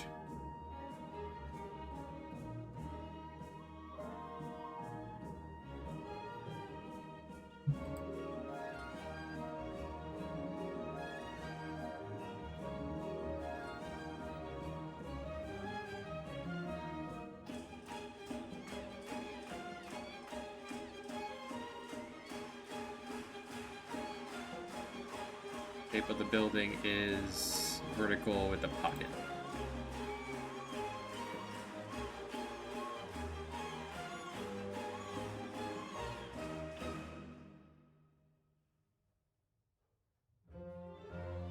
Tops are green. Could have green.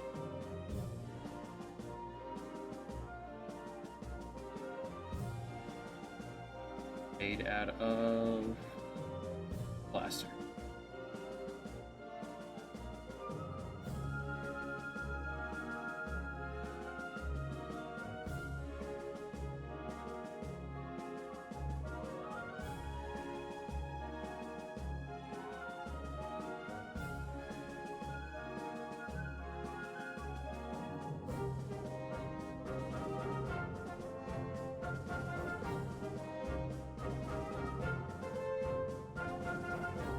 I haven't gotten down my internal feel of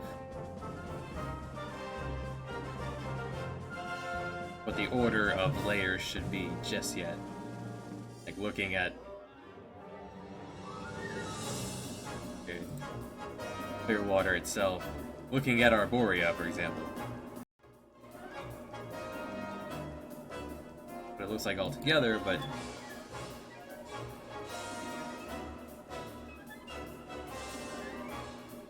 all the trees are actually layer 3, so I could put grass under it.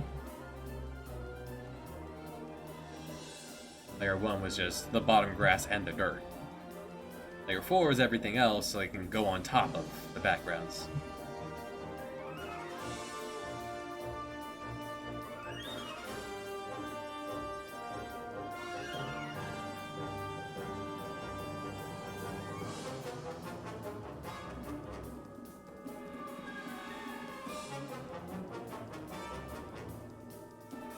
The door is actually on the right.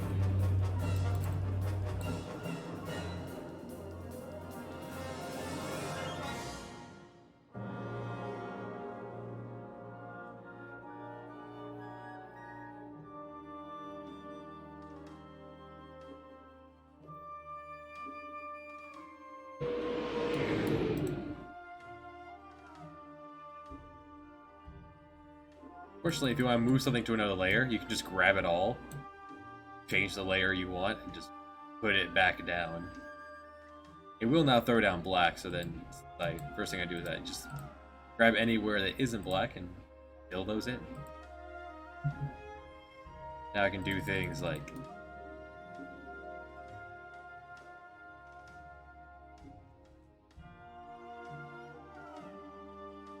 there. Now, since that's there,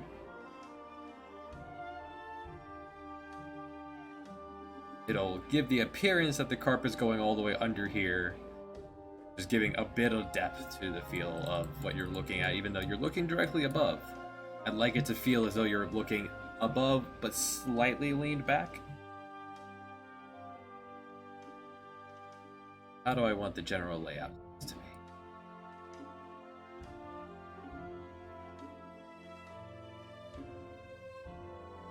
For example, in Arboria's, it's just a very simple hunting village. They just have the 5 beds and a couple of treasure doors for you to take note of before you get the key. Go back and do a lion door roundup later. And make these rooms approachable.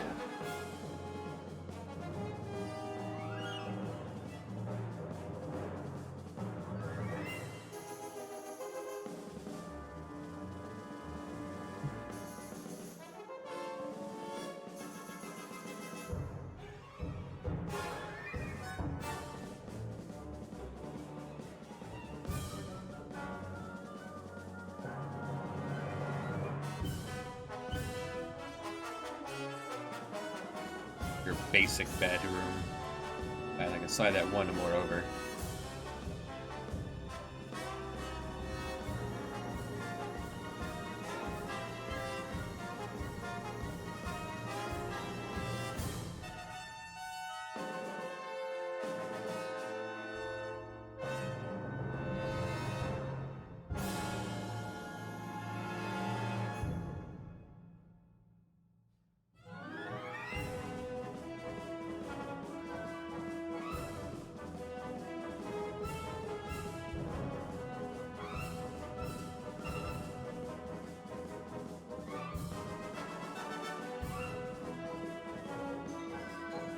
Rooms you can visit to see other people.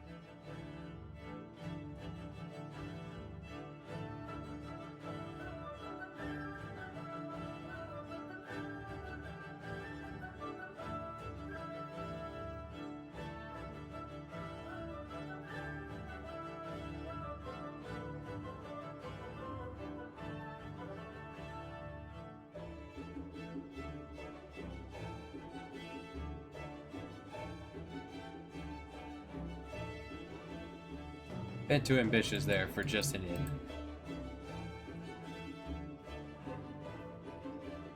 Put up there. The nicer rooms will be up here.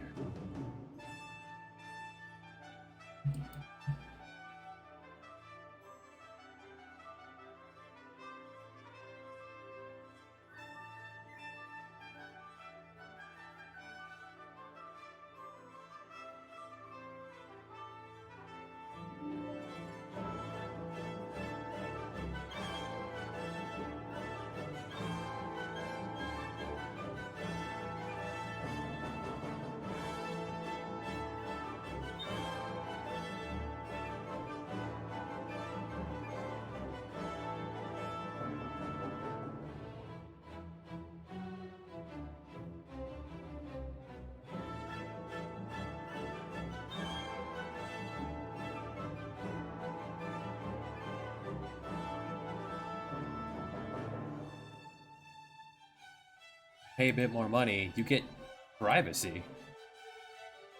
Your own room.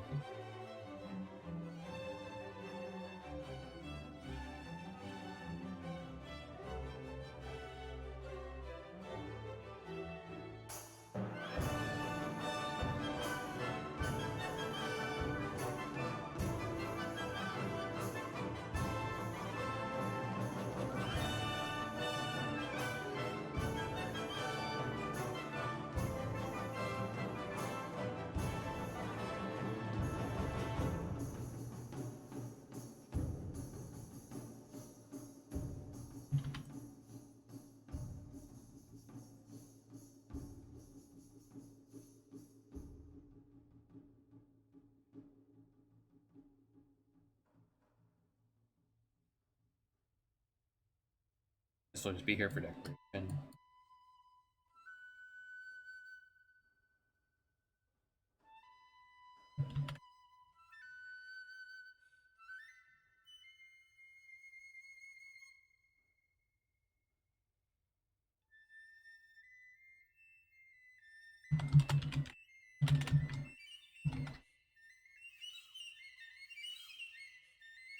To jot down treasure list.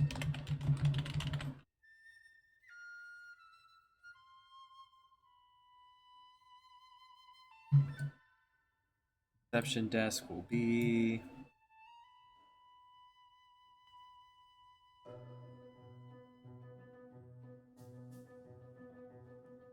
one moment.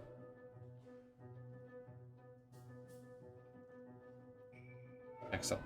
Excellent thing.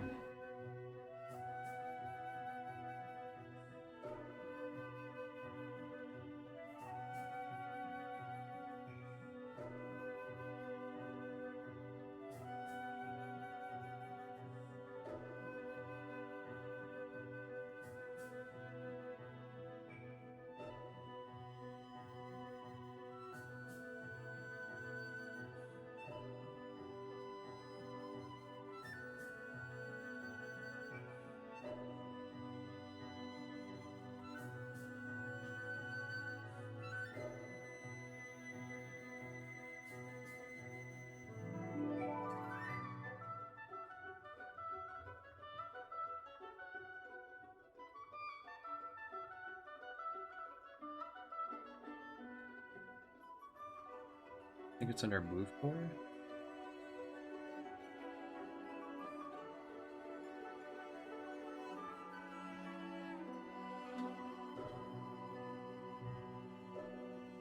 Way to make regions with tile set.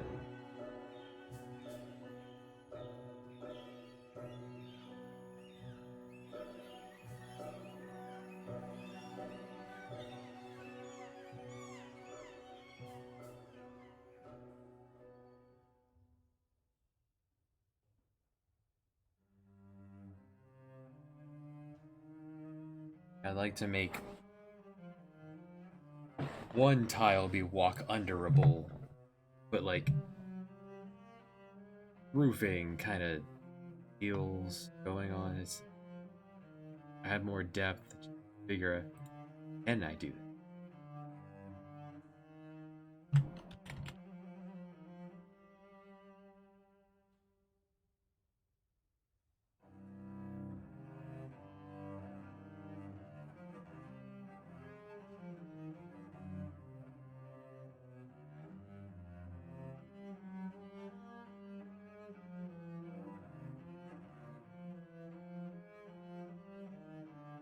close to what I want.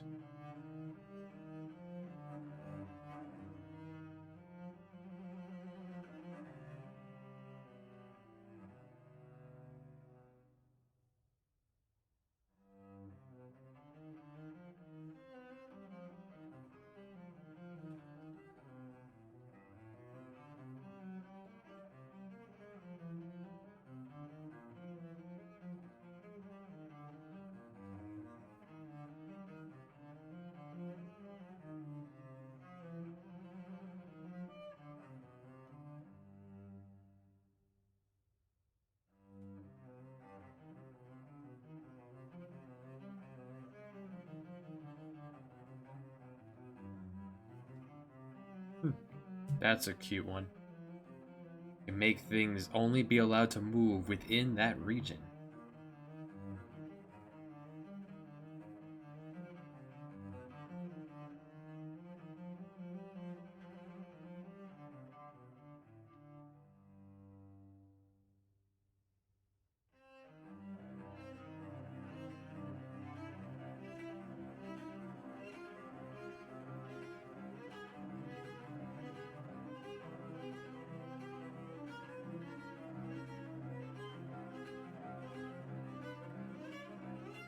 Doesn't look like it.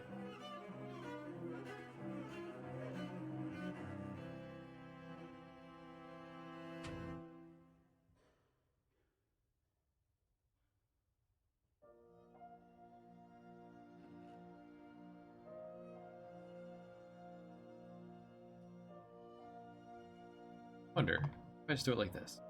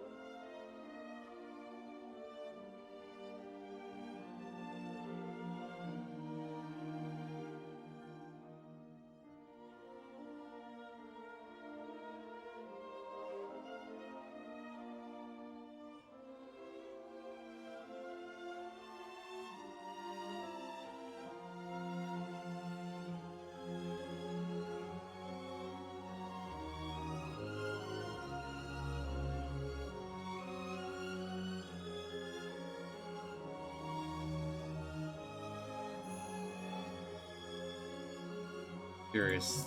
Gonna mess around a little bit, see if I can make this work at all.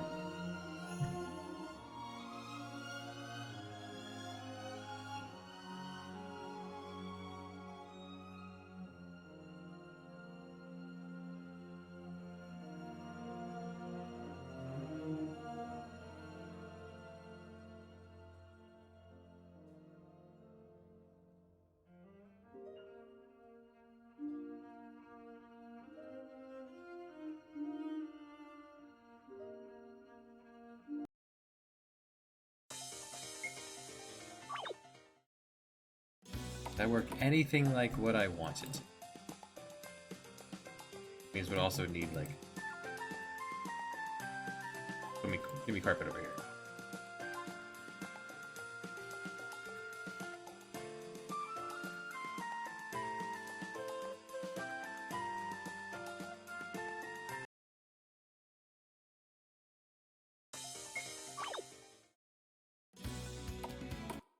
Remarkably simple if it actually works this way.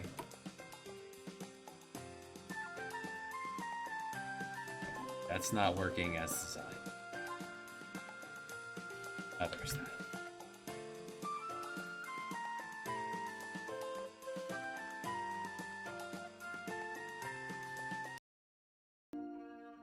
First, oh, because I didn't mark that as self-switch. That's the first thing.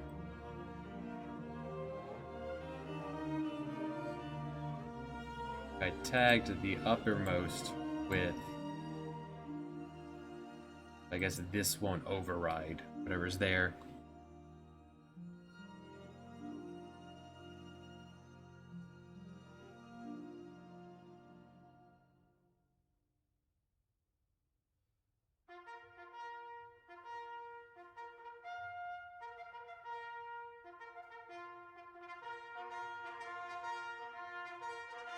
Unless...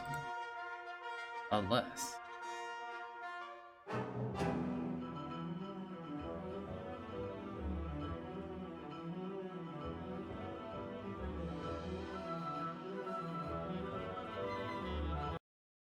Unless it's just that one particular tile.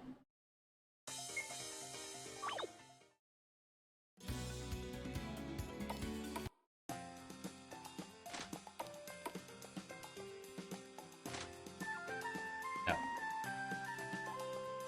Can I get you to walk under this? Like, because I could just... Where's my notes? Where am I? Okay. Somewhere here on the notes. It's what I already have preset for regions.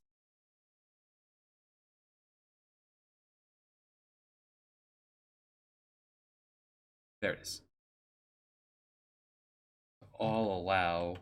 I have that marked as 68.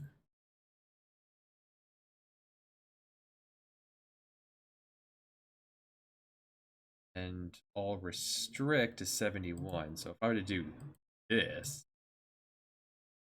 would that work? Except that would probably put me on top. I don't want to walk on top of this. Be under it.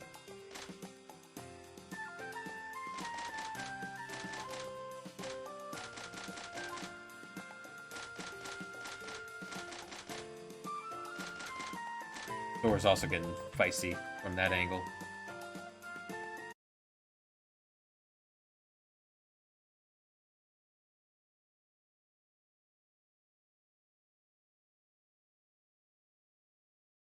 That's not supposed to have anything to be walk throughable.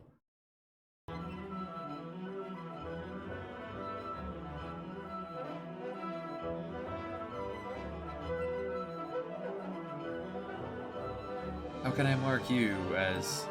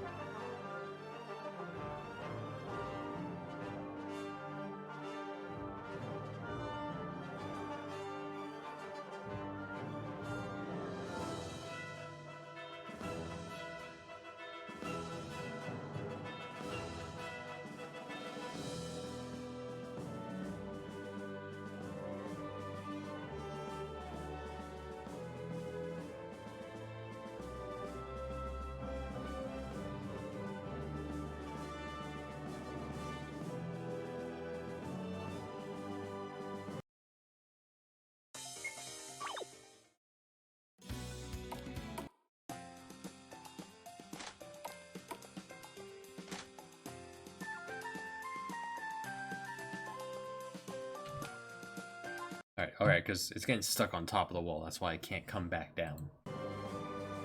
I want to get stuck on top of the wall. I want to make it so that the wall is going...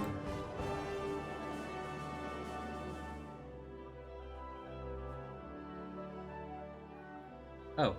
Well, this action...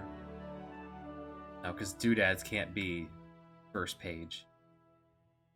I was thinking maybe I could just make these as a doodad so they're just cosmetic. That wouldn't work either.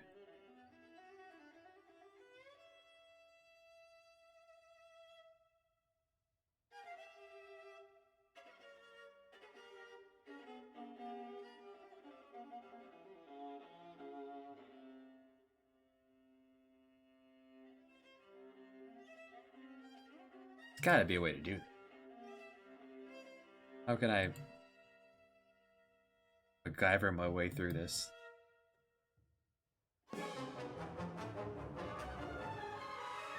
If I actually go this route, if I say you can walk underneath the ceiling, if I just say you can walk underneath ceiling tile, that would make a lot of extra work.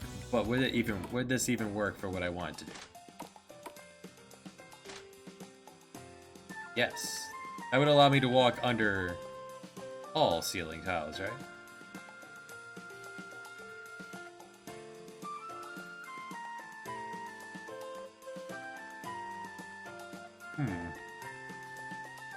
Would that even be a bad thing?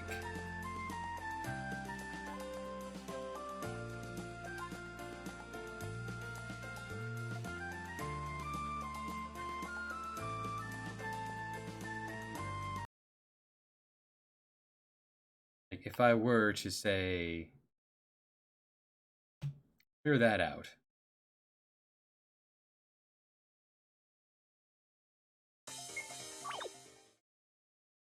How would this look and how would this act? I'm not seeing an issue with this. That's adding more depth, actually. You're under the ceiling that we're looking at. It's not affecting this for some reason. And it will let me walk under. As currently, I just can't go left and right because I tagged that as no. Stop it.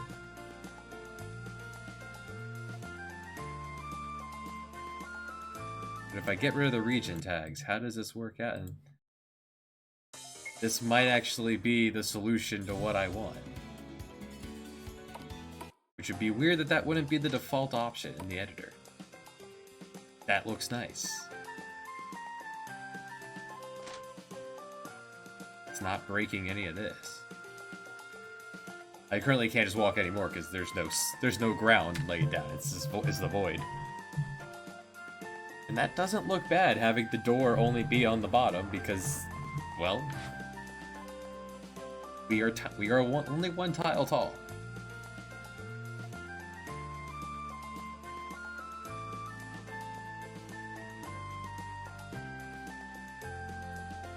So you walk in, you have your reception desk here. No, this is just a lobby? Just a lobby. Reception desk up here. Where you then choose if you want to stay in Basic Inn, or if you want any form of privacy.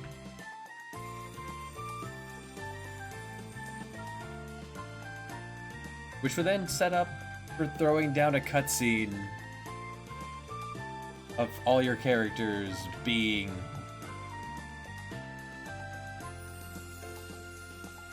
Let's see how this part interacts once I throw down the floor, though. I feel like you'll be able to then walk from room to room, but I can stop that with region restriction. So give me some floor.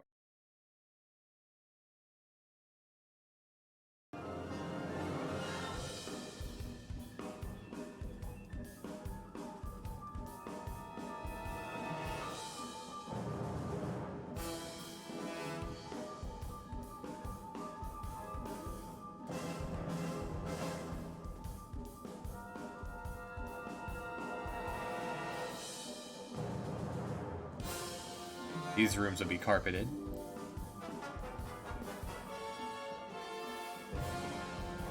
Make the nice rooms be carpeted.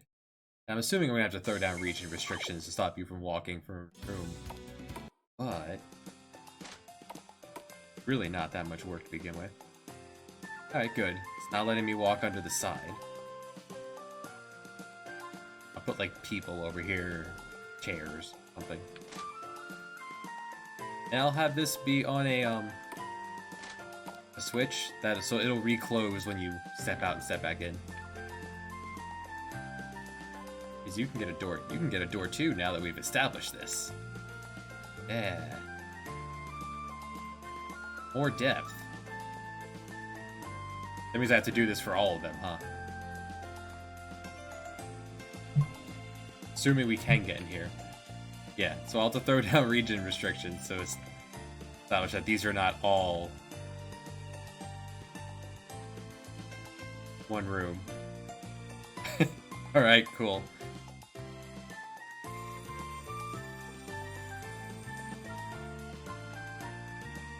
Not the biggest room, but it's a step up from a barracks. More and more, more and more of this game, getting me stoked for region restrict. I have it set for 71. Let's mark barriers this way. No.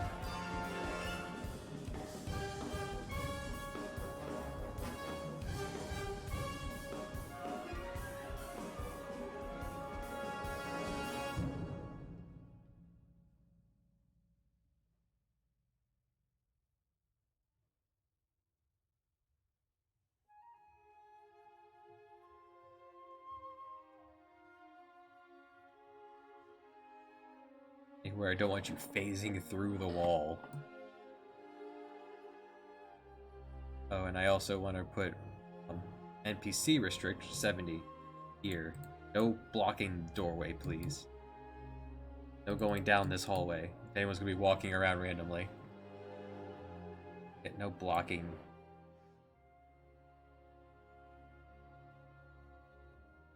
None of that.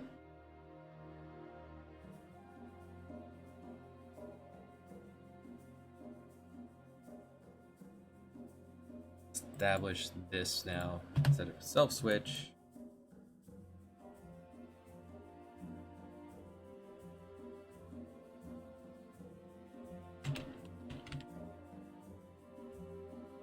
One.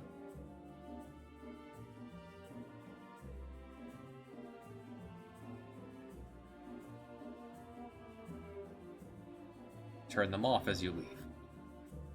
As soon as you leave, they will go around and re-close the doors.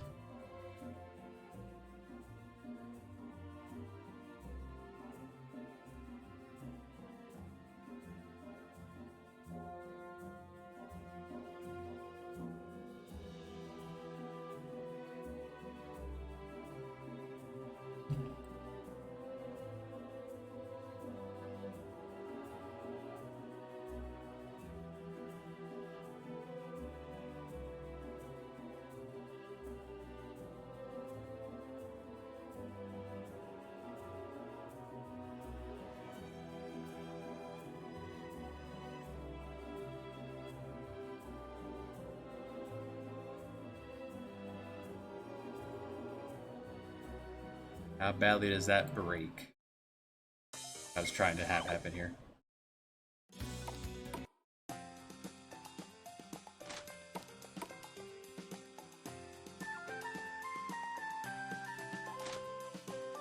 Well, these all need to be different doors. Alright. The start. This also needs a restriction.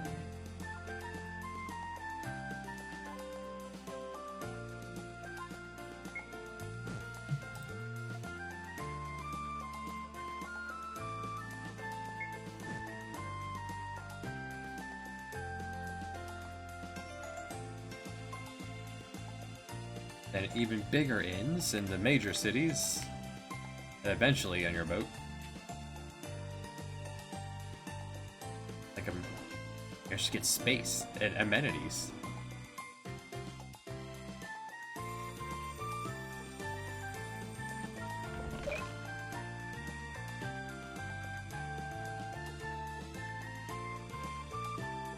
So you have to fix these doors all opening at once.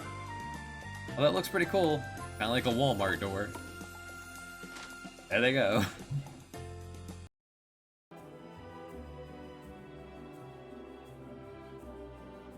Messier the better. Alright. Doesn't have to be clean, just has to work.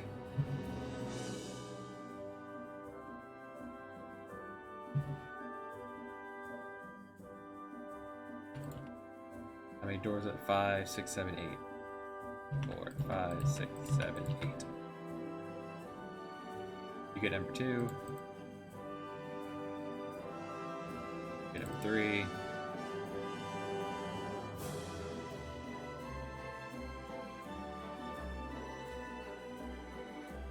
You get number 4.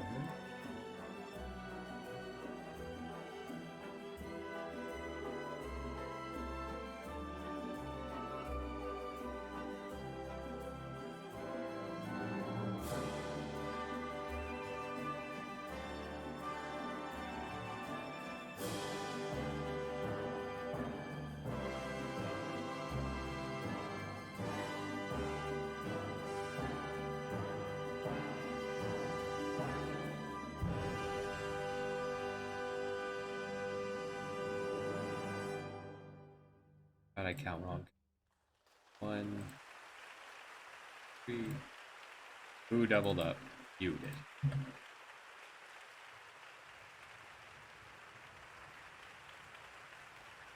This actually just gonna close a range from 43 to 50. Nice and easy. Boom, done.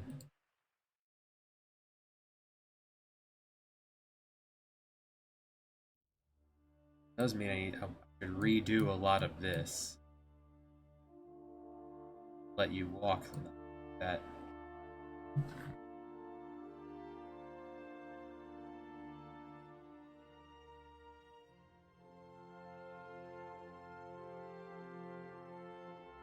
Go ahead and tag all of these to be like that.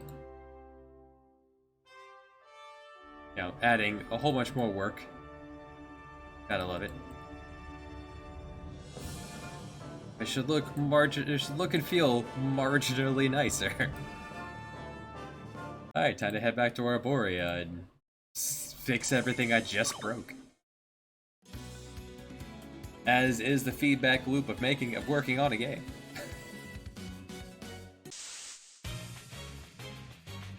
Birds.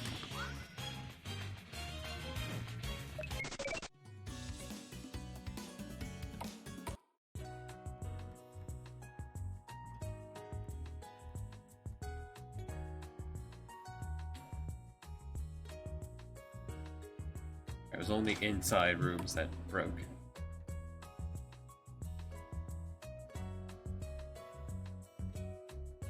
Why have none of these broke?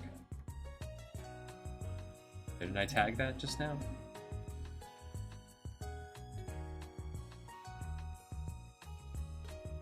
That one, right?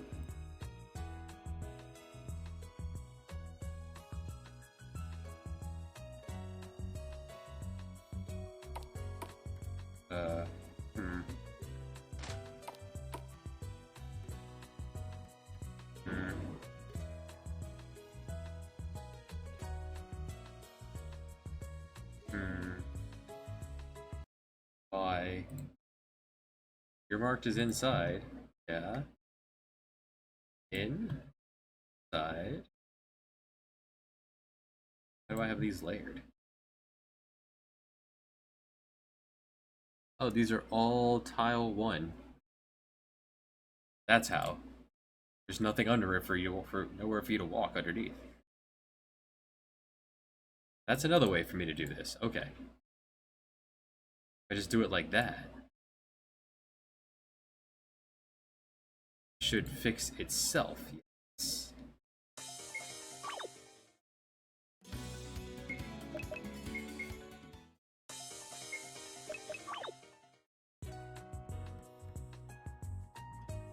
Yeah. Alright, so if the... Alright, so if I just make the walls tile 1, there won't be a tile 1 for you to walk under elsewhere, so I won't need the regions. Okay, that works. That's an easier way. After all that work, I stumbled across an easier way that I've already established without realizing it. It was allowing me to walk under them in the other room because there was an underfloor to walk on. Cool. Let's go ahead and establish that then.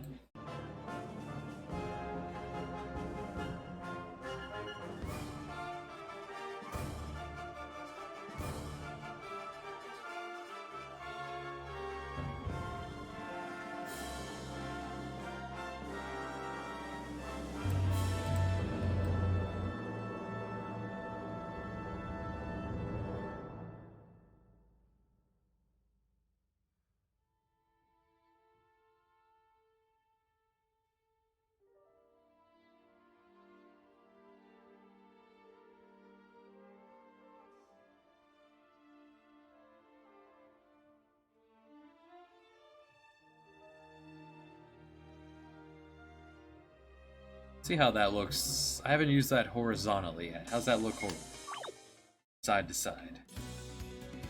I think I did it again. Let's not default to the autosave.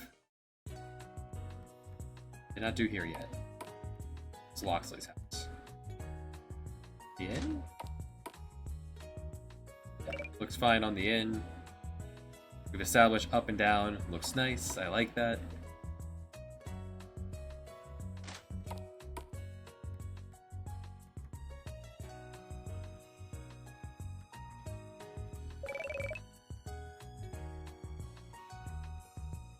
I like this. This looks good. Well, I should...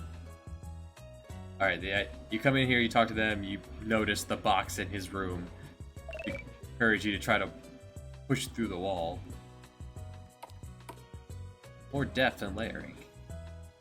Does that hold up across 2 tiles in here? Yes.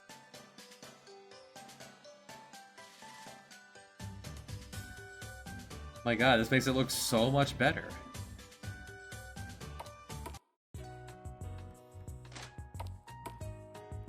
Gonna put those everywhere now.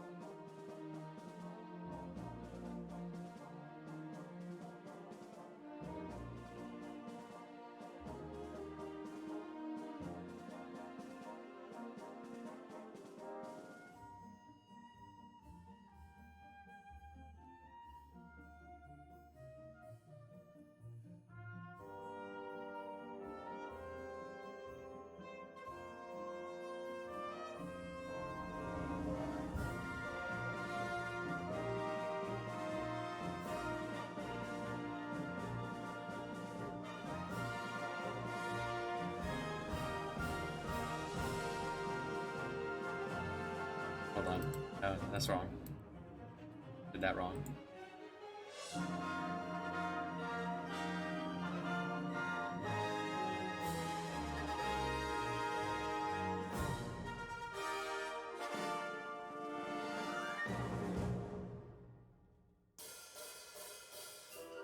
There. This way it'll be visible, but you can walk through it.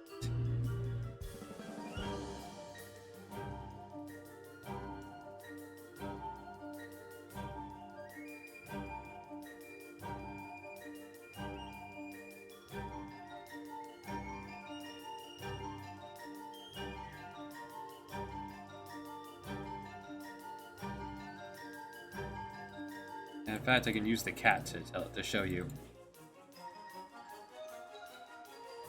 You walk in, the cat will want to come see you, so it'll show you that this is passable.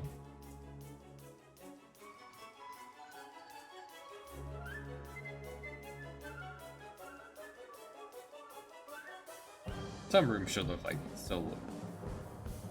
What's that?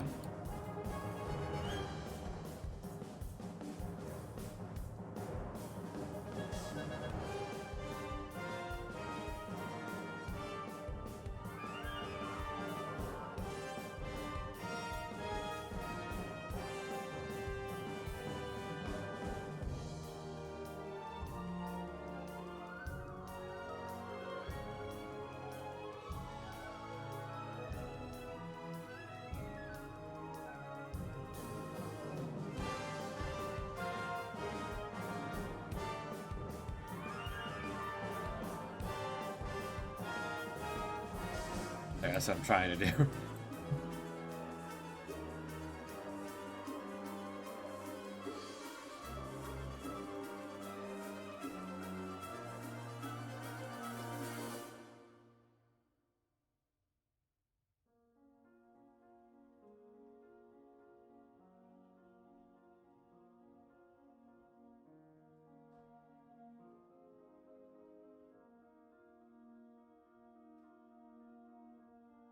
Oh, I like the way this looks so much more.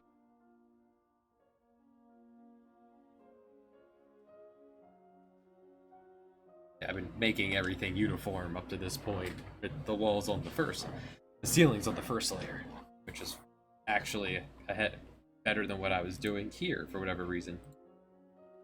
Everything was on the second layer. Oh well, that first one will have a lot of diversities to it that I'll come back to and fix later.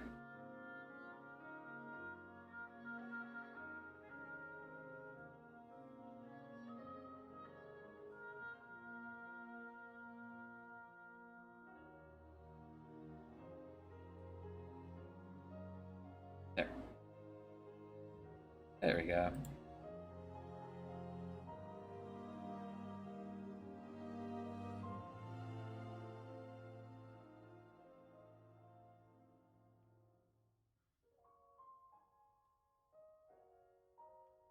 Here, let's just fix this. Regions go away. We actually don't need any of this. Grab me all the roof. On two.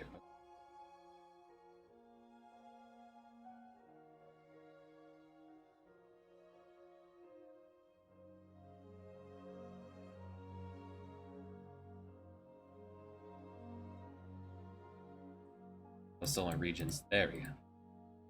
That's weird.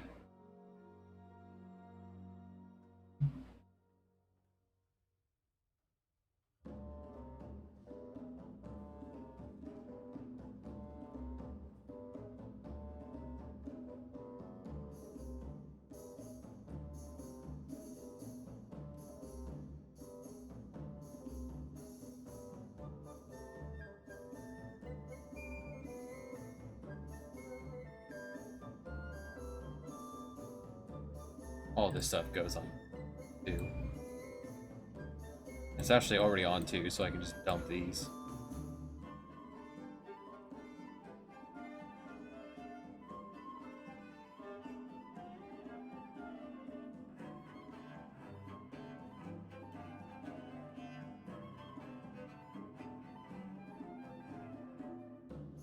There. Now I'm only gonna be able to pass under wherever I put an actual floor.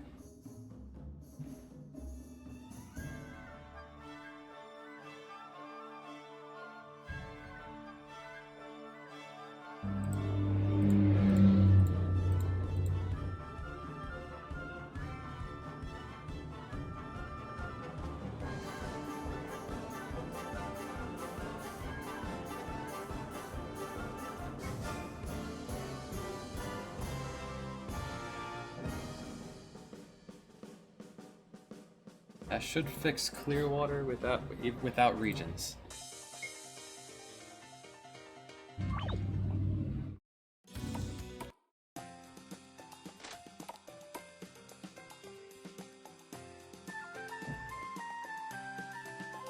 Can't walk under these anymore unless I designate it, but so far so good.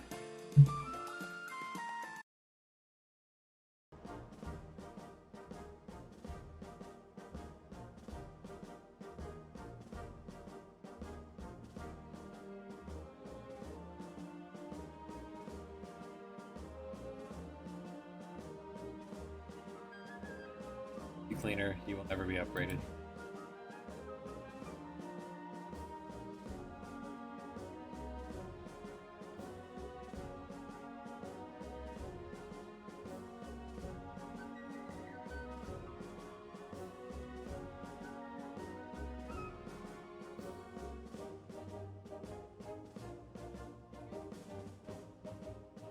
Probably just the tile there.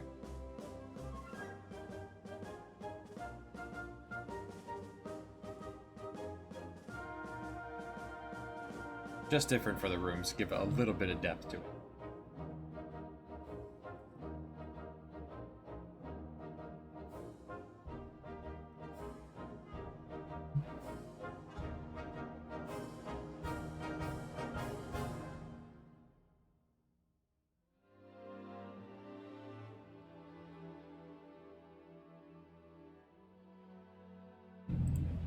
And it should be good to go.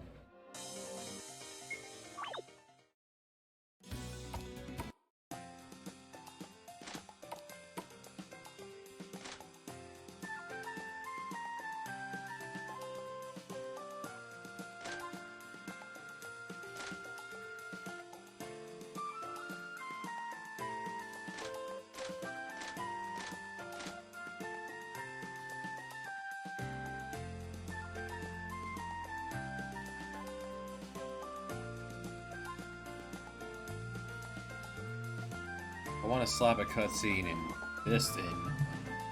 Could have a mandatory event. We're supposed to sneak aboard that ship. We could do it at night. We have to come here to rest. In the meantime.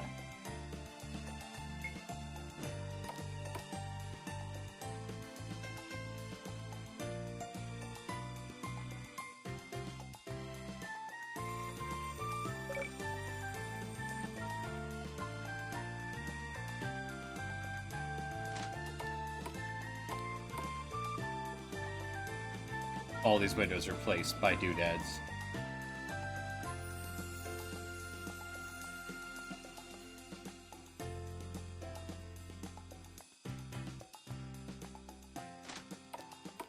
Stepped out to make sure, yes, all doors reclose. Good.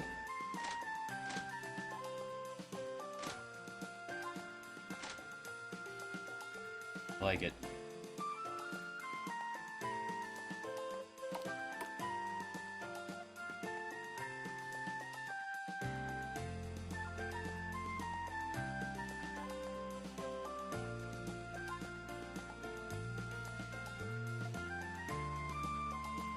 Okay.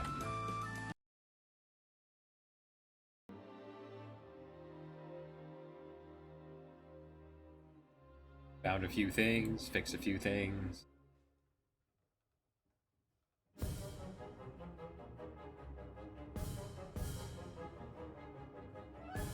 Since there won't be... They said they're not porting over Celestial Control. Being able to toggle between one enemy or all enemies. Tier 1 will be one enemy. Tier 2 will be 2 enemies. Tier 3 will be back to 1, but big. We'll balance everything else as we get there.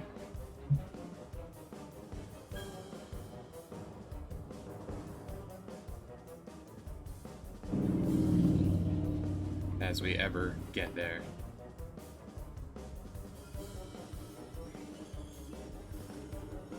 Next time. Small sessions of these keep me focused a little. And I find out more tips and tricks as I go along. I don't know if this was available. This you could do, if you could do. You could probably do this in. I don't know. Maybe the layering system wouldn't let this happen in MB.